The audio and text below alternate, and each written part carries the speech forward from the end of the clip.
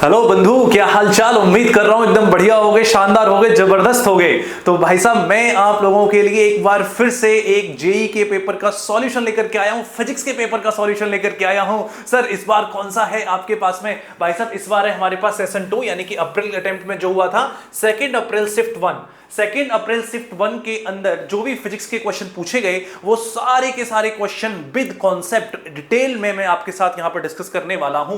तो भाई साहब ये वीडियो उन सभी स्टूडेंट्स के लिए जो जेई की तैयारी कर रहे हैं, जेई को एम कर रहे हैं, चाहे वो 11th में है, चाहे वो 12th में है, या फिर ड्रॉप करके वो अपनी तैयारी करेंगे, या फिर अभी वो स्टूडेंट्स भी जो नीट के एग्जाम लिखेंगे उनके लिए भी ये वीडियो बहुत ही ज्यादा इंपॉर्टेंट होने वाला है। अब जो बच्चे नीट की तैयारी कर रहे हैं वो सोचेंगे सर ये तो जेई मेंस का पेपर है, ये हमारे लिए कैसे इंपॉर्टेंट हो सकता है। अरे भाई, कई बार ऐसा होता है कि जो जेई और नीट के क्वेश्चंस होते हैं वो सिमिलर टाइप के होते हैं, कॉन्सेप्ट सेम ही यूज होता है। तो अगर आप नीट की तैयारी कर रहे हो तो जेई मेंस को तो सॉल्व करके जरूर ही जाओ, जो जो आपके सिलेबस से मैच करता हो। तो बिल्कुल शांति से, ध्यान से इस क्वेश्चन पेपर का सॉल्यूशन आप बैठ करके देखिए। आप नोट्स भी यूज कीजिए, नोट्स उठाइए, और जो भी क्वेश्चन मैं यहां पर दिखाऊंगा पहले तो कोशिश करो कि आप वीडियो पॉज करो, उसको खुद से सॉल्व करने की कोशिश करो अगर आप रियल एस्पायरेंट हो तो। अगर नहीं होता है तो मेरे साथ उस क्वेश्चन को सॉल्व करने में जुड़ जाइए और फिर बाद में अपने आंसर को जरूर मैच कर लीजिए।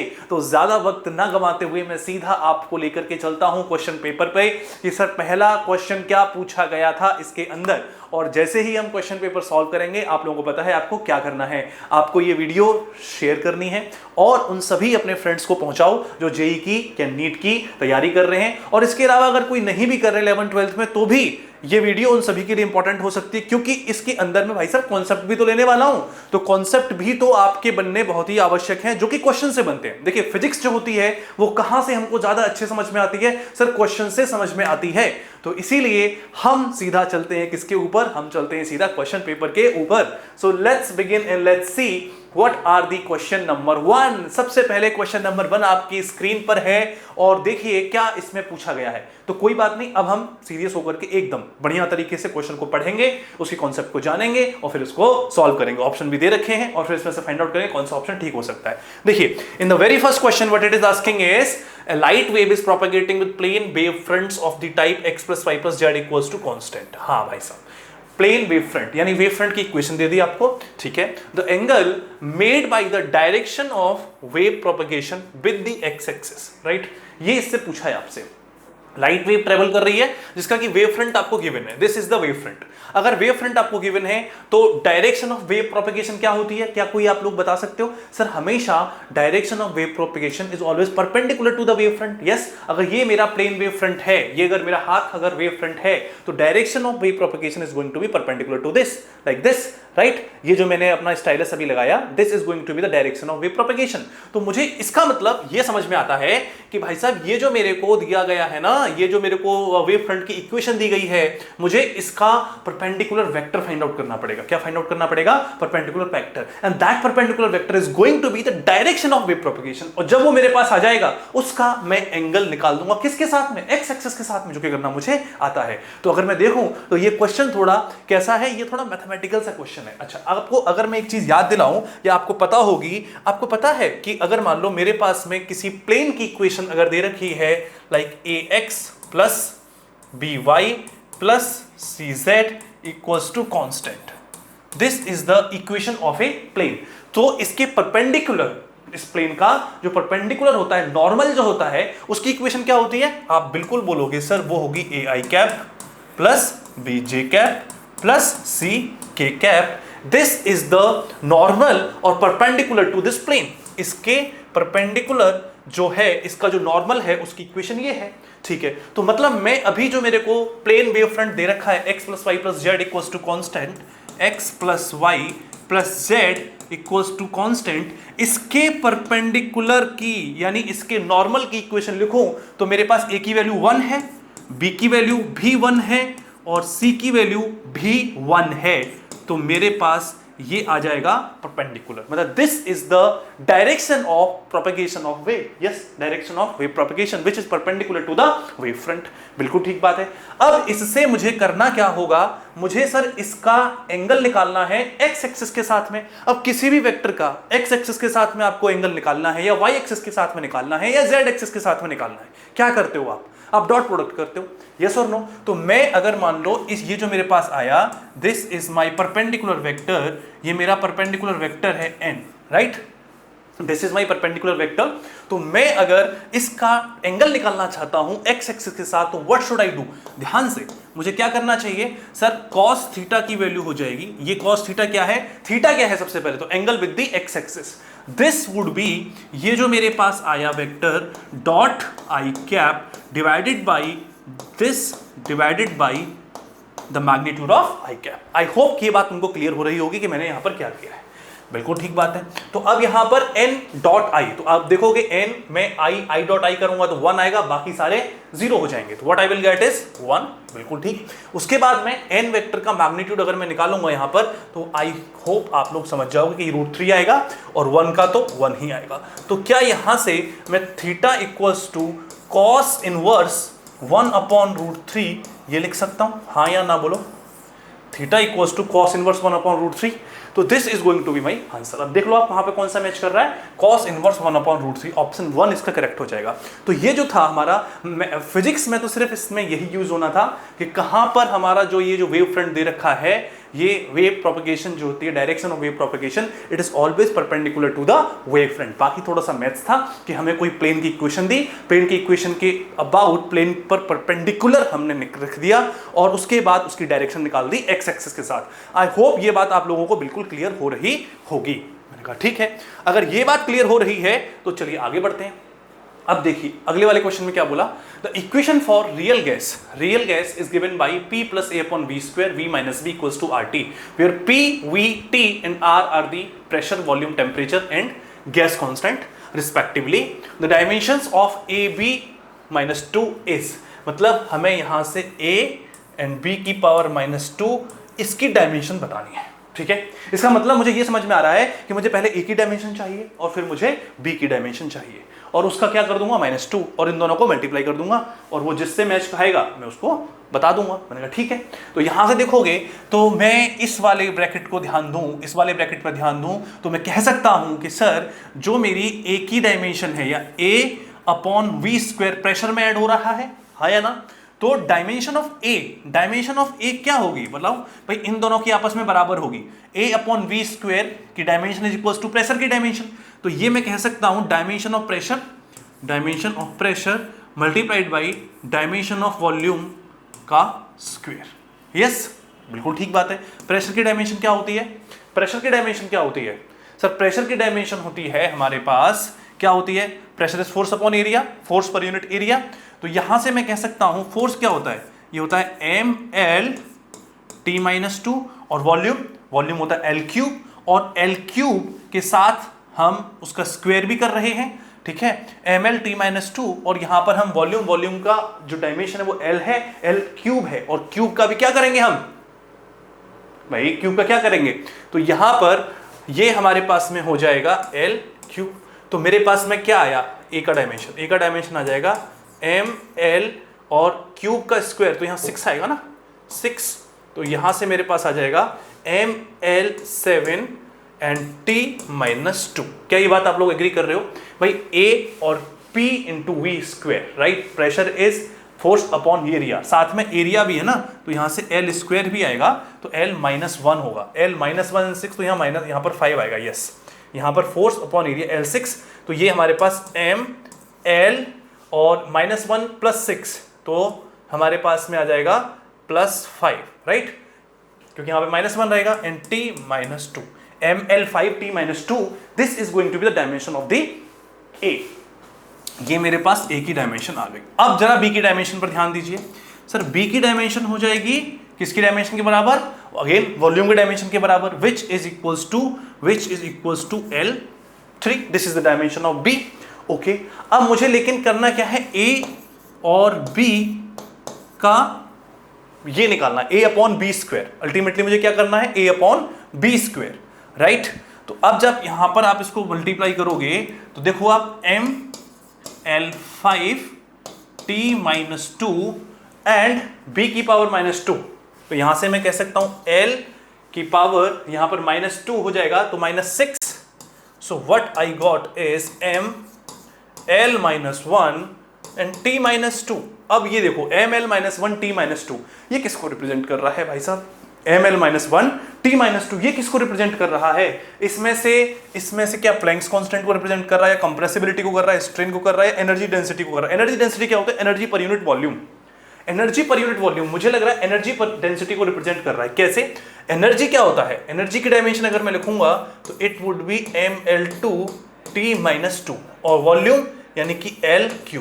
तो मेरे पास आता है ml-1 t-2, right? ml-1 t-2। तो ये जो आया ये मेरा एक्चुअली में एनर्जी अपॉन वॉल्यूम के बराबर आ रहा है। यानी कि ये जो A और B-2 है, this is representing energy density. क्या रिप्रेजेंट कर रहा है? ये एनर्जी डेंसिटी रिप्रेजेंट कर रहा है। आई होप आपको ये बात समझ में आ रही होगी कैसे मैंने डायमेंशन A की निकाली, B की निकाली, दोनों को मल्टीप्लाई कर दिया तो मेरे को जो मिला उससे मैंने ये कंक्लूड किया कि this is representing the energy density. I hope this is crystal clear to all of you. चलिए बढ़िया बात है, आगे बढ़ते हैं। नेक्स्ट क्वेश्चन देखिए, अ cord of negligible mass is wound around the rim of a wheel supported by spokes with negligible mass। ठीक है, जो स्पोक्स है उनका मास नेग्लिजिबल है, राइट? और इस कॉर्ड का मास भी नेग्लिजिबल है, ठीक है। The mass of wheel is 10 kg, fine. Radius is 10 centimetre, यानी ये जो व्हील है इसका मास दे रखा है हमको 10 kg और radius 10 centimetre, and it can freely rotate without any friction. ये रोटेट कर सकता है without any friction. Initially the wheel is at rest. If the steady pull of 20 Newton is applied on the cord, the angular velocity of the wheel after the cord is unbound by 1 meter would be। बहुत अच्छा, बहुत ही शानदार question है, अच्छा बनाया। उसने कहा कि देखो यार, हमने एक ऐसे व्हील बनाया जिसके पास कुछ कॉर्ड भी है, राइट? मतलब जिसके पास कॉर्ड से इसको हमने बेसिकली लपेटा हुआ और उसको फिर हम उसको खींच रहे हैं, राइट? स्पोक्स से इसको हमने सपोर्ट दे रखा है और उनका मास नेग्लिजिबल है। हमने व्हील का मास ले रखा है विच इज 10 kg, इसकी रेडियस है 10 सेंटीमीटर। चलो मैं एक बार लिख भी देता हूँ। ये कैपिटल M रिप्रेजेंट कर रहा है 10 kg और रेडियस है जो कि है 10 सेंटीमीटर, ठीक है। अब हमसे उसने पूछा है कि अगर मैंने इस कॉर्ड में 20 न्यूटन का फोर्स लगा करके इसको 1 मीटर खींच दिया, 20 न्यूटन का फोर्स लगा के कितना खींचा? 1 मीटर। तो बताओ कि उस टाइम पर हमारे पास में कितनी एंगुलर वेलोसिटी हो जाएगी? किसकी? व्हील की। व्हील की एंगुलर वेलोसिटी कितनी हो जाएगी? That is something which it is trying to know. क्या आप लोग समझ पा रहे हैं कि क्वेश्चन का मतलब क्या है? हाँ सर, हम समझ रहे हैं। तो यार सिंपल है, इसमें कुछ नहीं करना। इसमें हम क्या करेंगे? इसमें हम सिंपली करेंगे work done by this force equal to change in kinetic energy, as simple as that. क्योंकि कोई भी डिसिपेटिव फोर्स है नहीं यहाँ पर, तो वर्क डन हम सीधा निकाल सकते हैं। Work done by this force is equal to change in kinetic energy. तो जहाँ पर चेंज इन काइनेटिक एनर्जी जब आपके पास में आएगा तो हम कह सकते हैं कि चेंज इन काइनेटिक एनर्जी। अब वर्क डन बाय फोर्स कितना होगा? देखो आप, 20 न्यूटन का फोर्स लगा और कितना उसने डिस्प्लेसमेंट किया? 1 मीटर का। तो हम यहाँ से कहेंगे 20 Newton into 1, this is the work done. Change in kinetic energy, तो जो हमारे पास में हाफ आई ओमेगा स्क्वायर, ये हमारी फाइनल काइनेटिक एनर्जी होगा। और इनिशियल वो कितना था? रेस्ट पे था। सीधा मैंने वर्क एनर्जी थ्योरम यहाँ पे लगा दिया। अब यहाँ से मेरे पास में मुझे निकालना पड़ेगा आई और ओमेगा दोनों को ही, ठीक है। तो अगर मैं निकालूंगा तो मेरे पास यहाँ से आ जाएगा, मुझे ओमेगा निकालना है। मुझे क्या निकालना है? ओमेगा निकालना है, राइट? आई तो मुझे पता ही है, आई की वैल्यू क्या होगी? आप आई चाहो तो यहाँ से निकाल दो। आई की वैल्यू सर हो जाएगी, हमारे पास में क्या है? ये हमारे पास में एक रिंग की तरह ट्रीट होगा। और रिंग का मोमेंट ऑफ इनर्शिया कितना होता है? सर रिंग का मोमेंट ऑफ इनर्शिया mr² होता है। What is m? m is 10 kg। What is r? r is 10 centimetre, right? तो इसका मतलब कितना हो जाएगा? 10 की पावर -2 मीटर, और उसका भी करेंगे हम स्क्वायर, तो ये मेरे पास 10 इंटू 10 की पावर -4 यानी कि 10 की पावर -3, इतना kg मीटर स्क्वायर, ये है हमारे पास में इसका मोमेंट ऑफ इनर्शिया। तो यहाँ से देख लीजिए आप, 20 into 2 divided by I is 10 raise to the power -3 and this is equal to omega square. अब यहाँ से क्या आ रही है ओमेगा की वैल्यू? देखिए ये मेरे पास कितना हो जाएगा? ये हो जाएगा 40 और 10 की पावर 3, ठीक है भाई। दोनों को मल्टीप्लाई किया तो मेरे पास नीचे क्या हो जाएगा? 10 की पावर +3। तो ये मेरे पास में हो जाएगा what? This is omega square, right? अब जरा यहाँ से देखिए कि मेरे पास में ये ऊपर चला गया है ना, तो आई मैंने सही निकाला है ना, आई की value, I think this is correct. ये हमारे पास में m 10 kg है, ये हमारे पास में 10 सेंटीमीटर है, तो 10 इंटू 10 की पावर -2 होगा ना भाई। ये तो 10 की पावर -2 डायरेक्टली नहीं लिख सकते, यहाँ पर थोड़ा सा हमें दोबारा से इसको करेक्ट करना पड़ेगा।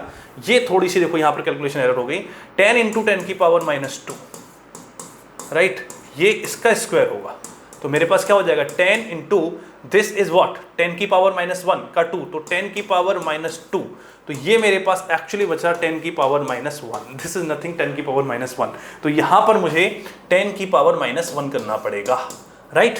तो यहाँ से मेरे पास जो फाइनली आंसर आएगा दिस इज ओमेगा स्क्वेयर। तो यहाँ से मैं कहूँगा that 40 into 1 is equal to omega square 40 into 10, क्योंकि 10 ऊपर चला जाएगा, राइट। तो यहाँ से मेरे पास ओमेगा की वैल्यू आ जाएगी under the root 400 which is 20 radian per second. I hope आप लोगों को ये बात समझ में आ जाएगी कि 20 रेडियन पर सेकेंड मैंने इसको क्यों कहा। क्यों? क्योंकि यहाँ पर सीधा सा मैंने वर्क एनर्जी थ्योरम लगाया, एंड वर्क एनर्जी थ्योरम कहती है कि work done by a force is equal to change in kinetic energy, और काइनेटिक एनर्जी चेंज की मैंने ऐसे यहाँ पर निकाल दिया। कैलकुलेशन में थोड़ा सा एरर हो गया था, आई होप आप लोगों ने उसको संभाल लिया होगा और वहां से हमारी कहानी समझ में आ गई। ठीक है, आगे बढ़े, चलिए, कोई इशू वाली बात नहीं है, आगे देखिए। ये भी क्वेश्चन अच्छा खासा क्वेश्चन है, कह रहा है slanted object AB is placed on one side of a convex lens as shown in the diagram. The image is formed on the opposite side. Image दूसरी तरफ बन रही है इसके यहां पर कहीं, ठीक है। Side angle made by the image with the principal axis, angle made by the image on the with the principal axis. ये पूछा जा रहा है कि जो हमारी ये जो इमेज बन रही है वो प्रिंसिपल एक्सिस के साथ में कितना एंगल बना रही होगी, ठीक है। अगर इस टाइप का क्वेश्चन दे रखा है और ये एक स्लांटेड ऑब्जेक्ट है जिसके पास में 2 पॉइंट्स हैं, तो हम दोनों ही पॉइंट की इस तरफ इमेज बनाने की कोशिश करते हैं। कैसे बना सकते हैं? सिंपल, हम जो हमारा लेंस फॉर्मूला है उसी को लगाएंगे। सबसे पहले जरा मैं ए पर फोकस करता हूँ, ये जो पॉइंट है ना ए, इस पर फोकस करते हैं। अब मुझे बताओ ए की डिस्टेंस कितनी है, 30 सेंटीमीटर, और इसकी फोकल लेंथ कितनी है, 20 सेंटीमीटर। तो ए के लिए अगर मैं तुमसे पूछूं for a what is the v, what is the image distance, तो आप सीधा बोलोगे sir 1/f which is 20 is equal to 1/1 v मुझे निकालना है, -1/u, u कितना है मेरे पास 30, तो ये +30 हो जाएगा। क्यों हुआ आपको समझ में आया? क्योंकि मैंने माइनस साथ में लगा दिया। तो यहाँ से मेरे पास 1/v इक्वल टू 1/20 -1/30 ये हो जाएगा। तो ये मेरे पास में कितना आ जाएगा, मेरे पास में इसकी वैल्यू आ जाएगी दिस इज 60, ठीक है। तो यहाँ से 3 - 2 यानी कि 1/60, तो यहाँ से मेरे पास v की वैल्यू कितनी आ जाएगी, यहाँ से आ जाएगी 60। This is the value of v, 60 centimetre, right. जो हमारा पॉजिटिव आया ये बता रहा है कि a जो है 60 सेंटीमीटर, यानी यहाँ पर कहीं पर a बन रहा है, राइट। ये a यहाँ पर बन रहा है। अब एट द सेम टाइम मैं यहाँ से by using u and v, u क्या है मेरे पास, u है मेरे पास -30, by using this u and this v I can find out the transverse magnification. What I can find out? Transverse magnification. तो वो मेरे पास में क्या आ जाएगा, मैग्निफिकेशन इज, ये जो मैग्निफिकेशन होता है ट्रांसवर्स ही होता है, तो ये मेरे पास में कितना हो जाएगा, ये मेरे पास में हो जाएगा सर, ये मेरे पास में हो जाएगा v/u which is 60/-30 which is -2, right. यानी कि इमेज जो है वो इन्वर्टेड बनेगी और मैग्नीफाइड बनेगी। जैसे कि ये लेंथ अगर 2 सेंटीमीटर है तो ये मैग्निफिकेशन 2 का आया, तो इसकी जो ये ट्रांसवर्स हाइट होगी ये 4 सेंटीमीटर होगी। इसका मतलब ये है, हालांकि इमेज इसकी स्लांटेड ही होगी, इमेज इसकी भी स्लांटेड होगी जैसे कि हमारा ऑब्जेक्ट स्लांटेड है, लेकिन मेरे को अभी इतना पता लग गया कि उसकी जो स्लांटेड हाइट है that would be 4 centimetre. Why? Because the transverse magnification is 2, right. Negative sign बता रहा है कि इन्वर्टेड होगी, राइट। अब मैं इससे लीनियर मैग्निफिकेशन भी निकाल सकता हूं, और लीनियर मैग्निफिकेशन जो होगा m लीनियर, वो सिंपली होता है m ट्रांसवर्स का स्क्वायर, दैट्स इट। तो ये मेरे पास में कितना आ जाएगा सर, -2 का स्क्वायर यानी कि 4। ये मेरे पास में आ जाएगा लीनियर मैग्निफिकेशन। इसका मतलब ये है कि ये जो स्लांटेड ऑब्जेक्ट था, जो 1 सेंटीमीटर की ये जो डिस्टेंस दिखाई दे रही है हाइट से, अब ये हो जाएगी 4 सेंटीमीटर, यानी कि इसकी जो प्रिंसिपल एक्सिस है उससे हाइट 4 सेंटीमीटर, और ये जो पॉइंट है B ये इससे भी 4 सेंटीमीटर। ये मेरा कहने का मतलब है, आप लोग समझ में आए? तो ये मेरा सीधा सीधा ये मेरे पास में इसकी इमेज बनेगी और ये एंगल होगा अल्फा। क्या आपको बात समझ में आई? अरे हाँ या ना बोल दो यार। कैसे मैंने इमेज बनाई? मैंने सबसे पहले तो निकाला उसका ट्रांसवर्स मैग्निफिकेशन जो कि आया मेरे पास में -2। इसका मतलब कि ये जो हाइट 2 सेंटीमीटर थी अब वो हाइट 4 सेंटीमीटर हो जाएगी। उसके बाद मैंने उसका निकाला लीनियर मैग्निफिकेशन। लीनियर मैग्निफिकेशन मुझे बता रहा है कि वो 4 गुना हो चुका है, यानी कि जो 1 सेंटीमीटर हाइट थी, जो इसकी लेंथ थी, वो 4 सेंटीमीटर हो जाएगी। अब ये आप मुझे बताओ कि आप एंगल नहीं बता सकते हो भाई, ये भी 4 ये भी 4, तो ये एंगल कितना हो जाएगा? 45 डिग्री। लेकिन जब हम इसको पढ़ेंगे सही तरीके से तो अल्फा की वैल्यू -45 डिग्री पढ़ी जाएगी, राइट? कितनी पढ़ी जाएगी? क्योंकि प्रिंसिपल एक्सिस के डाउनवर्ड डायरेक्शन में है, तो कितनी पढ़ी जाएगी? -45, राइट? तो this is going to be -45 degree. Option 2 हमारा यहां पर करेक्ट हो जाएगा। क्या आपको मेरी बात समझ में आ रही है? अच्छा क्वेश्चन है यहाँ पर, क्योंकि इसने देखो रे ऑप्टिक्स को सही से इस्तेमाल किया। इसने ऑब्जेक्ट को सीधा सीधा रखने की बजाय थोड़ा टेढ़ा रख दिया, और टेढ़ा रखने के साथ भी सिर्फ ऐसे ही नहीं, इसने यहाँ पर यह भी बता दिया कि आप जो है किस तरीके से इस एंगल को फाइंड आउट करोगे। तो अच्छा क्वेश्चन था, कोई भी दिक्कत वाली बात यहाँ पर नहीं थी। ठीक है, आगे बढ़ें। चलिए आगे बढ़ते हैं और अगले क्वेश्चन की ओर बढ़ते हैं। तो अब देखेंगे हमारा अगला क्या बोल रहा है। Consider 2 and infinitely large plane parallel conducting plates as shown below. The plates are uniformly charged with a surface charge density of sigma and -2 sigma.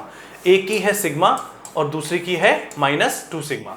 The force experienced by a point charge plus q placed at the midpoint between two plates will be. इन दोनों के बीच में जो force लग रहा है वो कितना होगा? तो ये तो कोई दिक्कत वाली बात नहीं, कोई भी बता सकता है। यहां पर अच्छा बताओ, इसकी वजह से इलेक्ट्रिक फील्ड क्या होगा?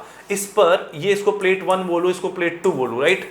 तो यहां पर इलेक्ट्रिक फील्ड क्या होगा? डायरेक्शन क्या होगी? या दोनों ही पॉजिटिवली चार्ज है या अलग अलग चार्ज है? देखो एक पॉजिटिव है एक नेगेटिव है, तो इन दोनों के बीच का जो इलेक्ट्रिक फील्ड होगा उसकी डायरेक्शन सेम होगी।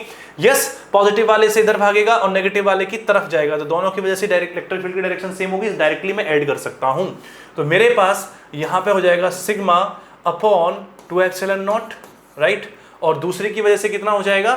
-2 सिग्मा, -2 सिग्मा। भाई -2 सिग्मा क्यों करूंगा मैं? क्योंकि मैं तो भाई दोनों इलेक्ट्रिक फील्ड को ऐड कर रहा हूं, तो सीधा सीधा 2 सिग्मा अपॉन एप्सिलॉन नॉट। तो ये मेरे पास इलेक्ट्रिक फील्ड का मैग्नीट्यूड आएगा which is 3 sigma upon 2 epsilon not. Direction इसकी इस तरफ, डायरेक्शन इसकी इस तरफ, क्योंकि प्लस सिग्मा एंड -2 सिग्मा ये है, तो ये प्लस की वजह से यानी 1 की वजह से है और ये सेकंड की वजह से, दोनों की डायरेक्शन सेम होगी, दोनों को मैंने ऐड कर दिया। What I got is electric field मेरे पास आ गया ये, तो फोर्स जो होता है that is Q into electric field, और Q मेरे पास में कितना है? Q तो Q ही है, वो तो निकालना है। तो Q इंटू इलेक्ट्रिक फील्ड आ रहा है 3 सिग्मा अपॉन 2 एप्सिलॉन नॉट। तो मेरे पास फाइनली मेरे पास आंसर यही है 3q sigma upon 2 epsilon naught, 3q sigma upon 2 epsilon naught. और देखो कहीं पर भी नहीं है ये, तो this is going to be my correct answer. Simple था, इसमें तो कोई भी ज्यादा मुश्किल वाली बात नहीं थी। आई होप कि आप लोगों को ये क्वेश्चन समझ में आया होगा। ठीक है, आगे बढ़ते हैं अगले क्वेश्चन की तरफ। चलिए, the next question what it is saying is a river is flowing from west to east direction with speed of 9 kilometre per hour, यानी कि this is the speed of the river VR, right? ठीक है, ये हमारा relative speed relative motion का question आ गया है यहाँ पर। ठीक है, कोई बात नहीं। If a boat capable of moving at maximum speed of 27 km per hour in still water crosses the river in half a minute। ये देखो इसने बोला moving at a maximum speed of 27 km per hour। मैंने आप लोगों को class में बताया है कि ये जो वेलोसिटी दे रखी होती है ना, ये वाली स्टिल वाटर के साथ लिखी हुई, ये होती है VBR, मतलब velocity of boat with respect to river. ये मेंशन कर रखा होता है इसके थ्रू। ठीक है, crosses the river in half a minute, मतलब ये इसको रिवर को क्रॉस करने का टाइम दे दिया इसने हाफ मिनट, मतलब आधा मिनट में। आधा मिनट का मतलब अगर मैं इसको अभी के अभी चेंज कर लूँ आवर में, तो 1/120 आवर, इतना घंटे में ये जो है इसको क्रॉस कर लेती है। While moving with maximum speed at an angle of 150 degree, 150 degree के एंगल पर ये चलना स्टार्ट करती है। कहाँ से? With the direction of river flow. Then the width of the river, यानी कि आपको d की वैल्यू चाहिए। What is the width of the river? Question को एक बार फिर से समझ लीजिए कि अगर ये है हमारी रिवर की विड्थ, इसने 120, इसने किसने पर 50 डिग्री के एंगल पर, कहां से, direction of the river flow, इसको मैं बोल सकता हूं 60 डिग्री। ये क्या है, this is 60 degree, right. This ये एंगल कितना हो जाएगा, 60 डिग्री हो जाएगा। इस पर इसने चलना स्टार्ट किया और चलते चलते चलते चलते इसने इसको इतने टाइम में क्रॉस कर लिया। तो पहले मुझे बताओ, ये था मेरा VBR, तो इसने कौन सी स्पीड से रिवर को क्रॉस किया, VBR cos थीटा, यस।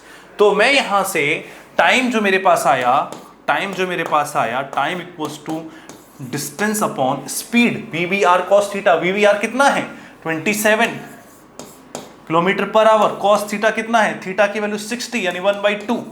तो आपको निकालना क्या था भाई दबे, डी निकालना है। तो डी मेरा ये हो जाएगा, हो गया, D equals to 27 divided by 27/2 है ना, और साथ में 120 से ये मल्टीप्लाई कर देंगे हम। तो मेरे पास में आ जाएगा इतने किलोमीटर, और जब मैं इसको मीटर में आंसर है ना मेरा, तो 27,000 डिवाइडेड बाई 2 इंटू 120, इतना मेरा आएगा मीटर्स के अंदर। अब आप इसको सॉल्व कीजिए और मुझे बताइए what should be your answer, ठीक है।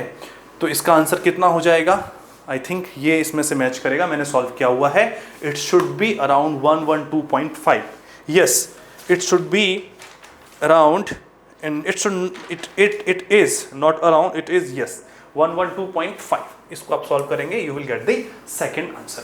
आई होप समझ में आएगा कि कॉन्सेप्ट बिल्कुल क्लियर है। यहाँ पर हमने जो VBR है वो गिवन है क्वेश्चन के अंदर, और VBR के थ्रू ही कोई भी जो बोट्समैन होता है वो क्रॉस कर पाता है हमारी रिवर को, मतलब उसमें जंप करता है तो उसी से वो कोशिश करता है। अब इसने जो क्रॉस करता है वो VBR का कॉस कंपोनेंट, और उसको मैंने सीधा इक्वेशंस में लगाया और मैंने फाइनली आंसर फाइंड आउट कर लिया। आई होप कि आप लोगों को ये क्वेश्चन बहुत ही अच्छे तरीके से क्लियर हो गया होगा। अगर हो गया है तो चलिए अगले क्वेश्चन की ओर बढ़ते हैं। देखिए, a point charge plus Q is placed at the origin. क्या बोला, एक पॉइंट चार्ज है जो कि कहां पर रखा हुआ है, ओरिजिन पे रखा हुआ है, ठीक है। A second point charge plus 9Q is placed at D00। जो दूसरा पॉइंट चार्ज है वो कहां पे रखा हुआ है, D00 in the Cartesian coordinate system, ठीक है। The point in between them where the electric field vanishes, मतलब इन दोनों के बीच का वो पॉइंट बताना है जहां पर इलेक्ट्रिक फील्ड 0 हो जाएगा। तो सबसे पहले एक पॉइंट चार्ज देखो कहां रखा हुआ है, ये रखा हुआ है, और इसकी वैल्यू कितनी है, इसकी वैल्यू है प्लस Q। कहां रखा हुआ है, 0 0 0, राइट।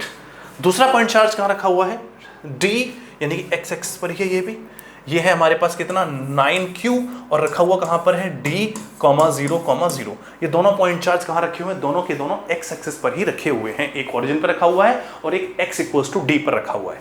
पूछ क्या रहा है, उसने कहा कि ये बता दीजिए कि इन दोनों के बीच में वो कौन सा पॉइंट होगा, इन दोनों ही पॉइंट चार्जेस के बीच में वो कौन सा पॉइंट होगा जहां पर इलेक्ट्रिक फील्ड वैनिश कर जाएगा, यानी इलेक्ट्रिक फील्ड की वैल्यू 0 हो जाएगी। तो मैंने अस्यूम कर लिया कि let that point is x00, and x कहां से मेजर कर रहा हूं मैं, ये पॉइंट है, ये है जो कि x डिस्टेंस दूर है हमारे q से, राइट। तो वो 9Q से कितना दूर हो जाएगा सर, 9Q से दूर हो जाएगा D-x। क्या आप ये बात को एग्री करोगे, जब वो q से x है तो 9Q से कितना हो जाएगा, 9Q से हो जाएगा D-x। तो यहां पर मैं अगर तुमसे कहूं कि यार यहां पर सीधा सीधा आप दोनों की वजह से इलेक्ट्रिक फील्ड बराबर कर दो, क्योंकि यहां पर इस Q की वजह से इलेक्ट्रिक फील्ड की डायरेक्शन, अगर मैं इसको 1 बोल दूं, इसको 2 बोल दूं, तो 1 की वजह से इलेक्ट्रिक फील्ड इस तरफ आएगा, दिस इज E1, और 2 की वजह से इलेक्ट्रिक फील्ड इस तरफ आएगा E2, ठीक है। दोनों अपोजिट डायरेक्शन में है, दोनों का मैग्नीट्यूड आपस में बराबर होना चाहिए।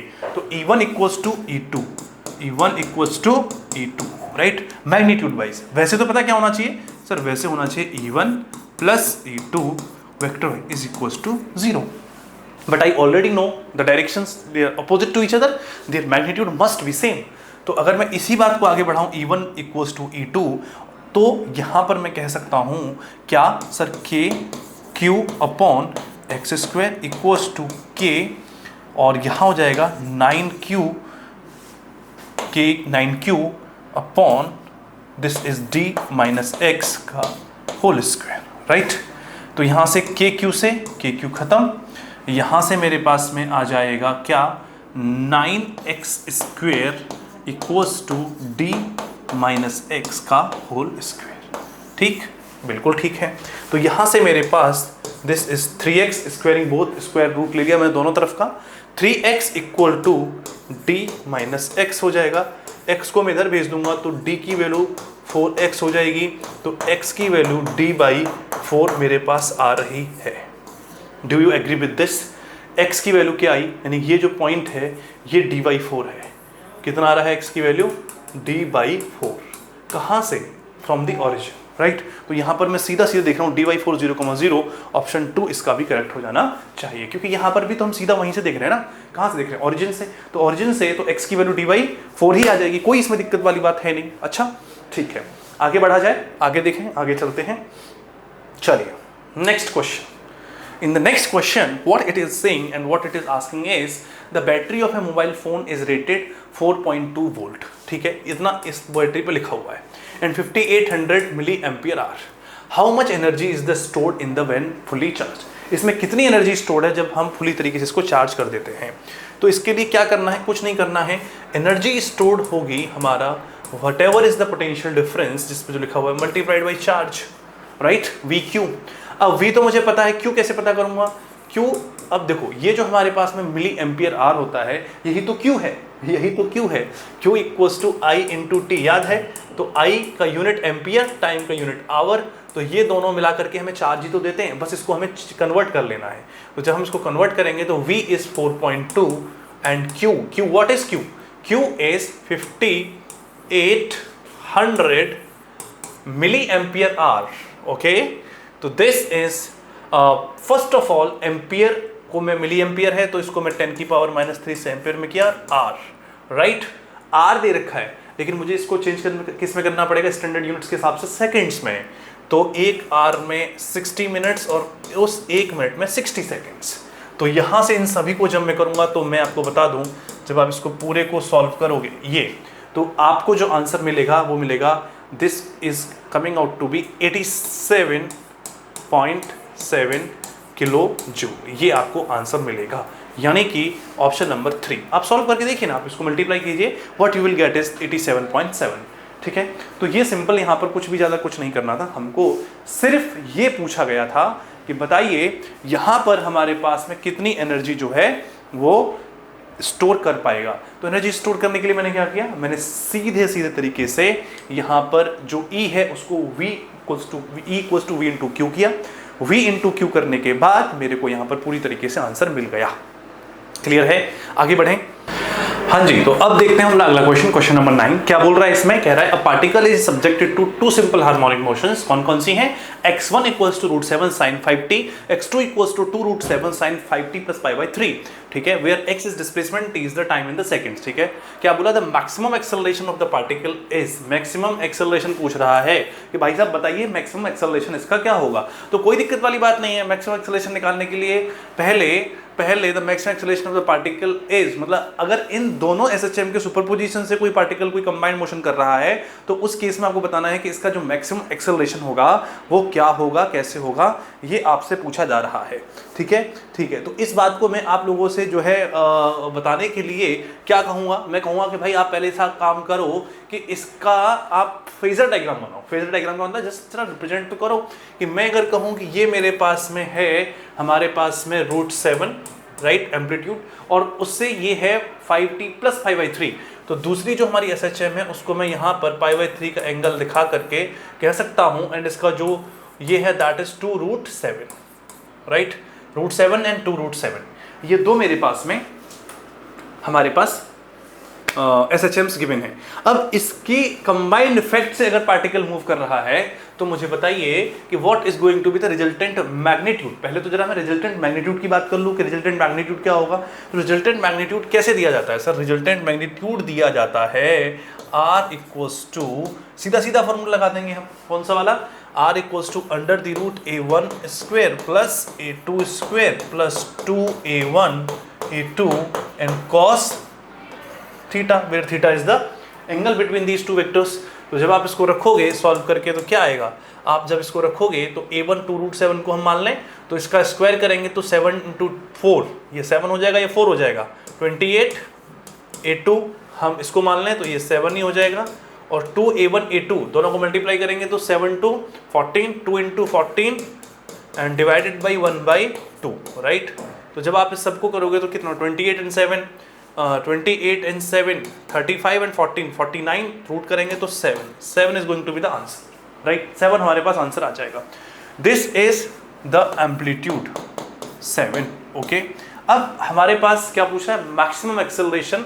एक्सेलरेशन क्या होता है, एक्सेलरेशन मैक्सिमम होता है a omega square. This is the maximum acceleration. a आया 7 and omega square, omega given है 5 का स्क्वायर 25, तो 25 into 7, 25 into 7, this would be 175, right. तो option 1 is going to be correct for this. इसका कौन सा ऑप्शन सही हो जाएगा, ऑप्शन 1 इसका करेक्ट हो जाएगा, ठीक है। आगे बढ़ें। तो आई होप ये क्लियर होगा, सिंपल सा क्वेश्चन था। इसमें सीधा हमने जो भी गिवन एसएचएम है उन दोनों की सुपरपोजिशन से जो फाइनल एसएचएम बनेगा उसके लिए हमने फाइंड आउट कर लिया। एक्सेल ये रिजल्टेंट एम्पलीट्यूड दे रखा था हमको, ये हमने फाइंड आउट कर लिया, और रिजल्टेंट एम्पलीट्यूड के साथ मैंने एक्सेलरेशन का फॉर्मूला लगाया, A max equal to into omega square, and I got the value, right. चलिए ठीक है, आगे बढ़ें। Okay, next, the relationship between the magnetic susceptibility and magnetic permeability is given by mu naught is the permeability of free space and mu r is the relative permeability, right। बिल्कुल सही बात है, सही बात है। तो हम क्या बात कर रहे हैं कि देखिए, आपको इतना पता होना चाहिए, जो हमारे पास जो रिलेटिव, जो हमारे पास ये हमारा जो इसने पूछा है कि जो हमारा रिलेटिव परमिएबिलिटी और हमारी permeability of the free space and magnetic susceptibility, इन तीनों के अंदर का रिलेशन बताना है। तो मैं आपको एक बात बता दूं कि जो हमारा रिलेटिव परमिएबिलिटी होता है mu R, that is 1 plus chi, right. जो हमारा ससेप्टिबिलिटी प्लस 1 के बराबर होता है रिलेटिव परमिएबिलिटी, ओके। अब अगर मैं इससे बोलूँ आपसे कि यार इसको हम कैसे ठीक कर सकते हैं, इसको मैं कैसे, मतलब आगे कैसे बताऊं, तो इसमें क्या होता है कि ये जो रिलेटिव परमिएबिलिटी होती है ये होती है mu upon mu not equal to 1 plus chi, right. अब यहाँ से आप एक बार ध्यान रखिए कि ये जो काई है वही तो जानना है मुझे। काई की वैल्यू कितनी हो जाएगी, ये हो जाएगी सर काई की value mu upon mu not -1। This is going to be correct option, ठीक है। म्यू अपॉन म्यू नॉट -1 यानी ऑप्शन 1 करेक्ट हो जाएगा। सीधा सीधा है, relative permeability is 1 plus susceptibility, and this relative permeability can be written as permeability of the medium divided by the absolute permeability, right. And यहाँ से मैंने रिलेटिव परमिएबिलिटी की वैल्यू निकाल दी, which is mu upon mu not -1। इसमें कोई भी दिक्कत वाली बात आपको नहीं होनी चाहिए, ठीक है। आई होप ये बिल्कुल क्लियर होगा और आपने इसको कर लिया होगा। आगे बढ़े। इन द नेक्स्ट क्वेश्चन देखिए what it is saying. In the next question कह रहा है a zener diode with 5 volt zener voltage is used to regulate an unregulated DC voltage input of 25 volt for a 400 ohm resistor connected in series. The Zener current is found to be 4 times load current, the load current IL and the load resistance R. Okay, तो ये Zener diode का question आपके सामने है। इसका diagram कुछ ऐसे है कि हमारे पास में ये एक पावर सप्लाई दे रखी है, राइट, और यहाँ पर एक इसने 400 ओम का ये लगाया हुआ है रजिस्टर, और साथ में एक ये Zener डायोड गिवन है, ओके। और यहाँ पर कोई इसने लोड लगा दिया है, राइट। आपको RL बताना है और इसमें फ्लो होने वाली करंट बतानी है, राइट। मैंने माना कि इसमें करंट I फ्लो कर रही है, तो उसने बोला है कि जो जीनर करंट है वो 4 गुना है लोड करंट के, तो यहाँ कितनी जा रही होगी 4I, है ना। यहाँ से निकली, अब बताओ इसमें 4I जा रही है, इसमें I जा रही है, तो यहाँ से कितनी जाएगी, यहाँ से आएगी 5I, है ना। तो अब आप ये भी कहा इसने साथ में कि उसका जो डायोड है उसका जो वोल्टेज है 5 वोल्ट है। जीनर डायोड का वोल्टेज कितना है 5 वोल्ट है। तो यहाँ पर हम कह सकते हैं कि ये जो 5 वोल्ट है ये मेंटेन करेगा, this Zener diode will maintain this 5 volt this thing, right. अब इसे मेंटेन करने के बाद जब इसे मेंटेन करेगा तो अब मैं यहाँ पर कह सकता हूँ कि सबसे पहले तो इसके क्रॉस भी 5 वोल्ट ही होगा। तो अगर मैं यहाँ पर V = IR लगाऊं तो 5 = I × RL, ये मेरे को इक्वेशन बनेगी, राइट। अब इन दोनों में से मुझे कोई एक भी मिल जाए तो मेरे को काम हो जाएगा।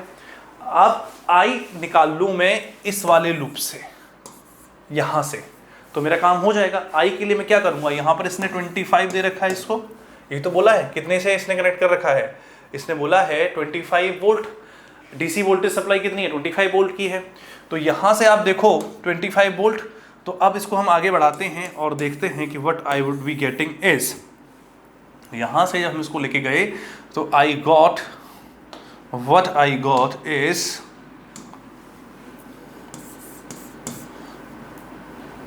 यहां पर ये नेगेटिव ये पॉजिटिव, तो ये क्या हो जाएगा गेन 25, यहां पे हम लेके जाएंगे तो यहाँ पर हमारे पास में हमारा पॉजिटिव, और यहाँ पर देखोगे तो ये इसके साथ में ही है तो ये ड्रॉप हो जाएगा -5i इंटू 400, राइट। और यहाँ पर हम जब देखेंगे तो कितना है, ये कितना है 5 है, लेकिन यहाँ पर भी क्या होगा ड्रॉप होगा तो -5 and that is equals to 0। तो यहाँ से मेरे पास में 20 इक्वल्स टू ये हो जाएगा हमारे i, राइट। तो यहाँ से i इक्वल्स टू 20/2000, तो मेरे पास आया 1/100। 1/100 is going to be my what, it is my current. और ये किसके बराबर हो जाएगा, this equals to 10 milli ampere. अब ये मुझे पता लग गया तो मैं यहाँ से RL भी बता सकता हूँ, 5/10 milli ampere equals to RL, right.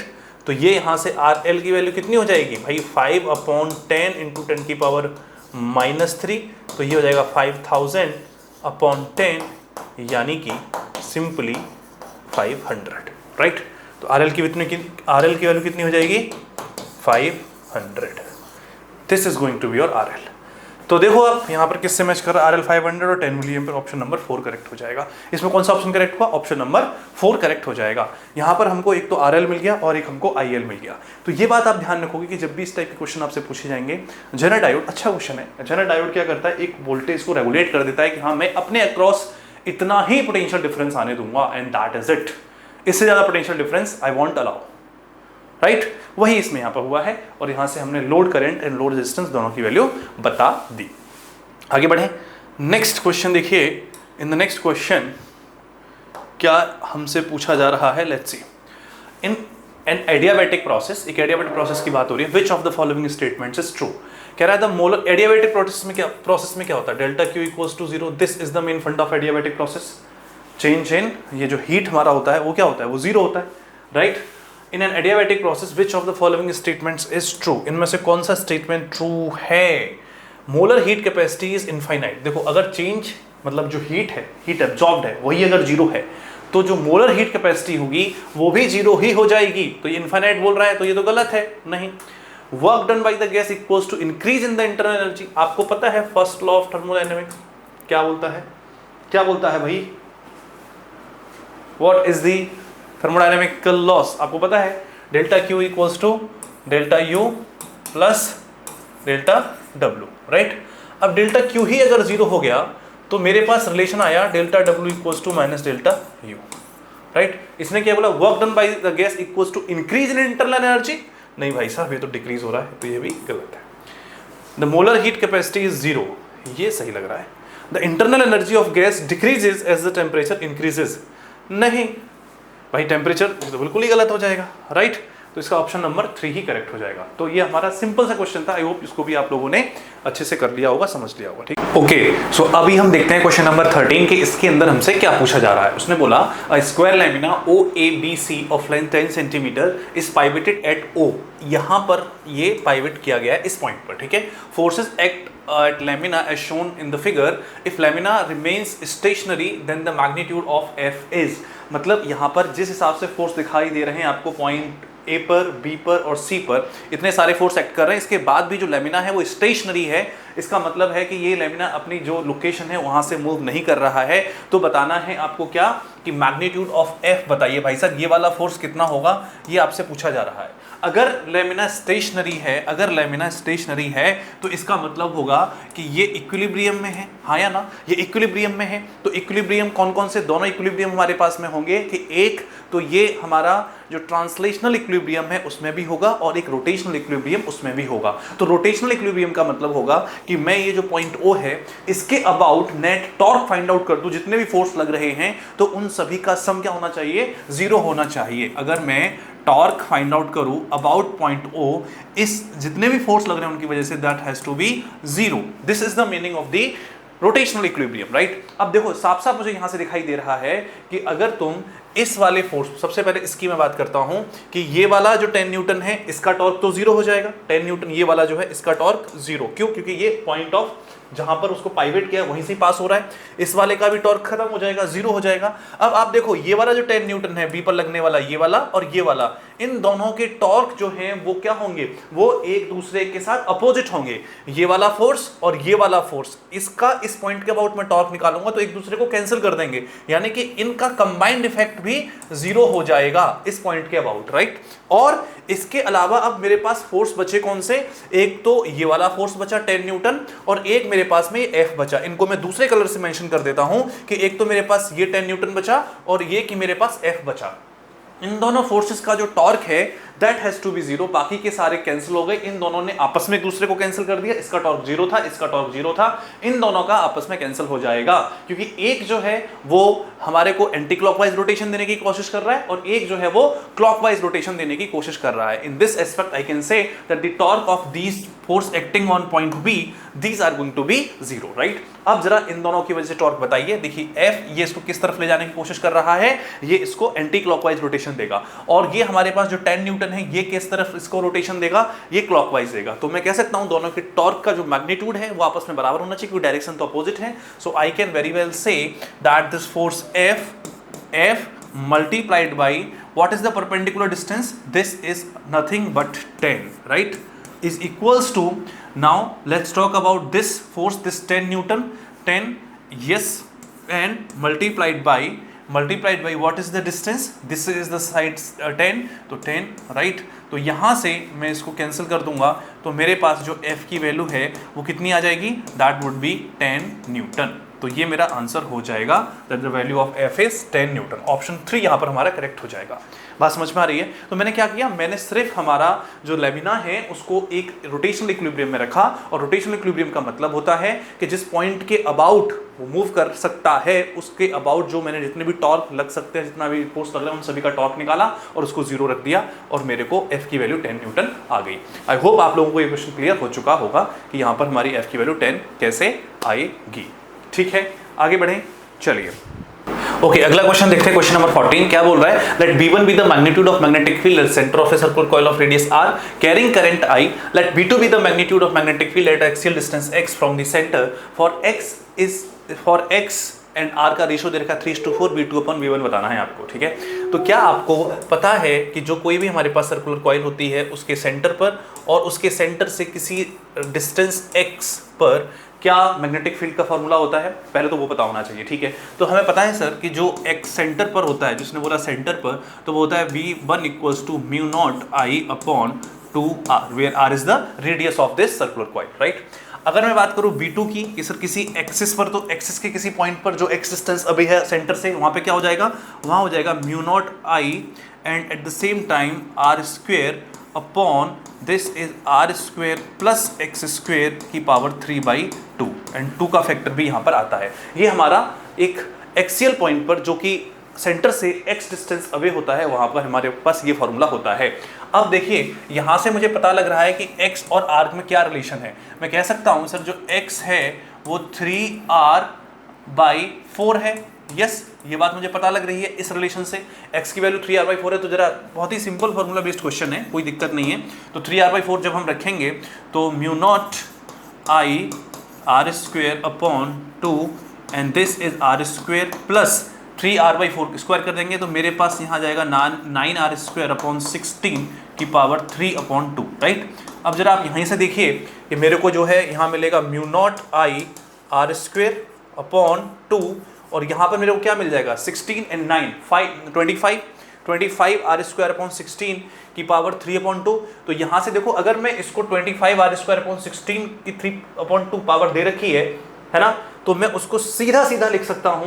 क्या यहां से मैं इस ब्रैकेट की सीधी वैल्यू यहां पर लिख रहा हूं। आई होप आप लोग समझ जाओगे कि ये यहां पर मेरे पास आ जाएगा 5r/4 की पावर 3। बोलो कितने लोगों को ये बात समझ में आई?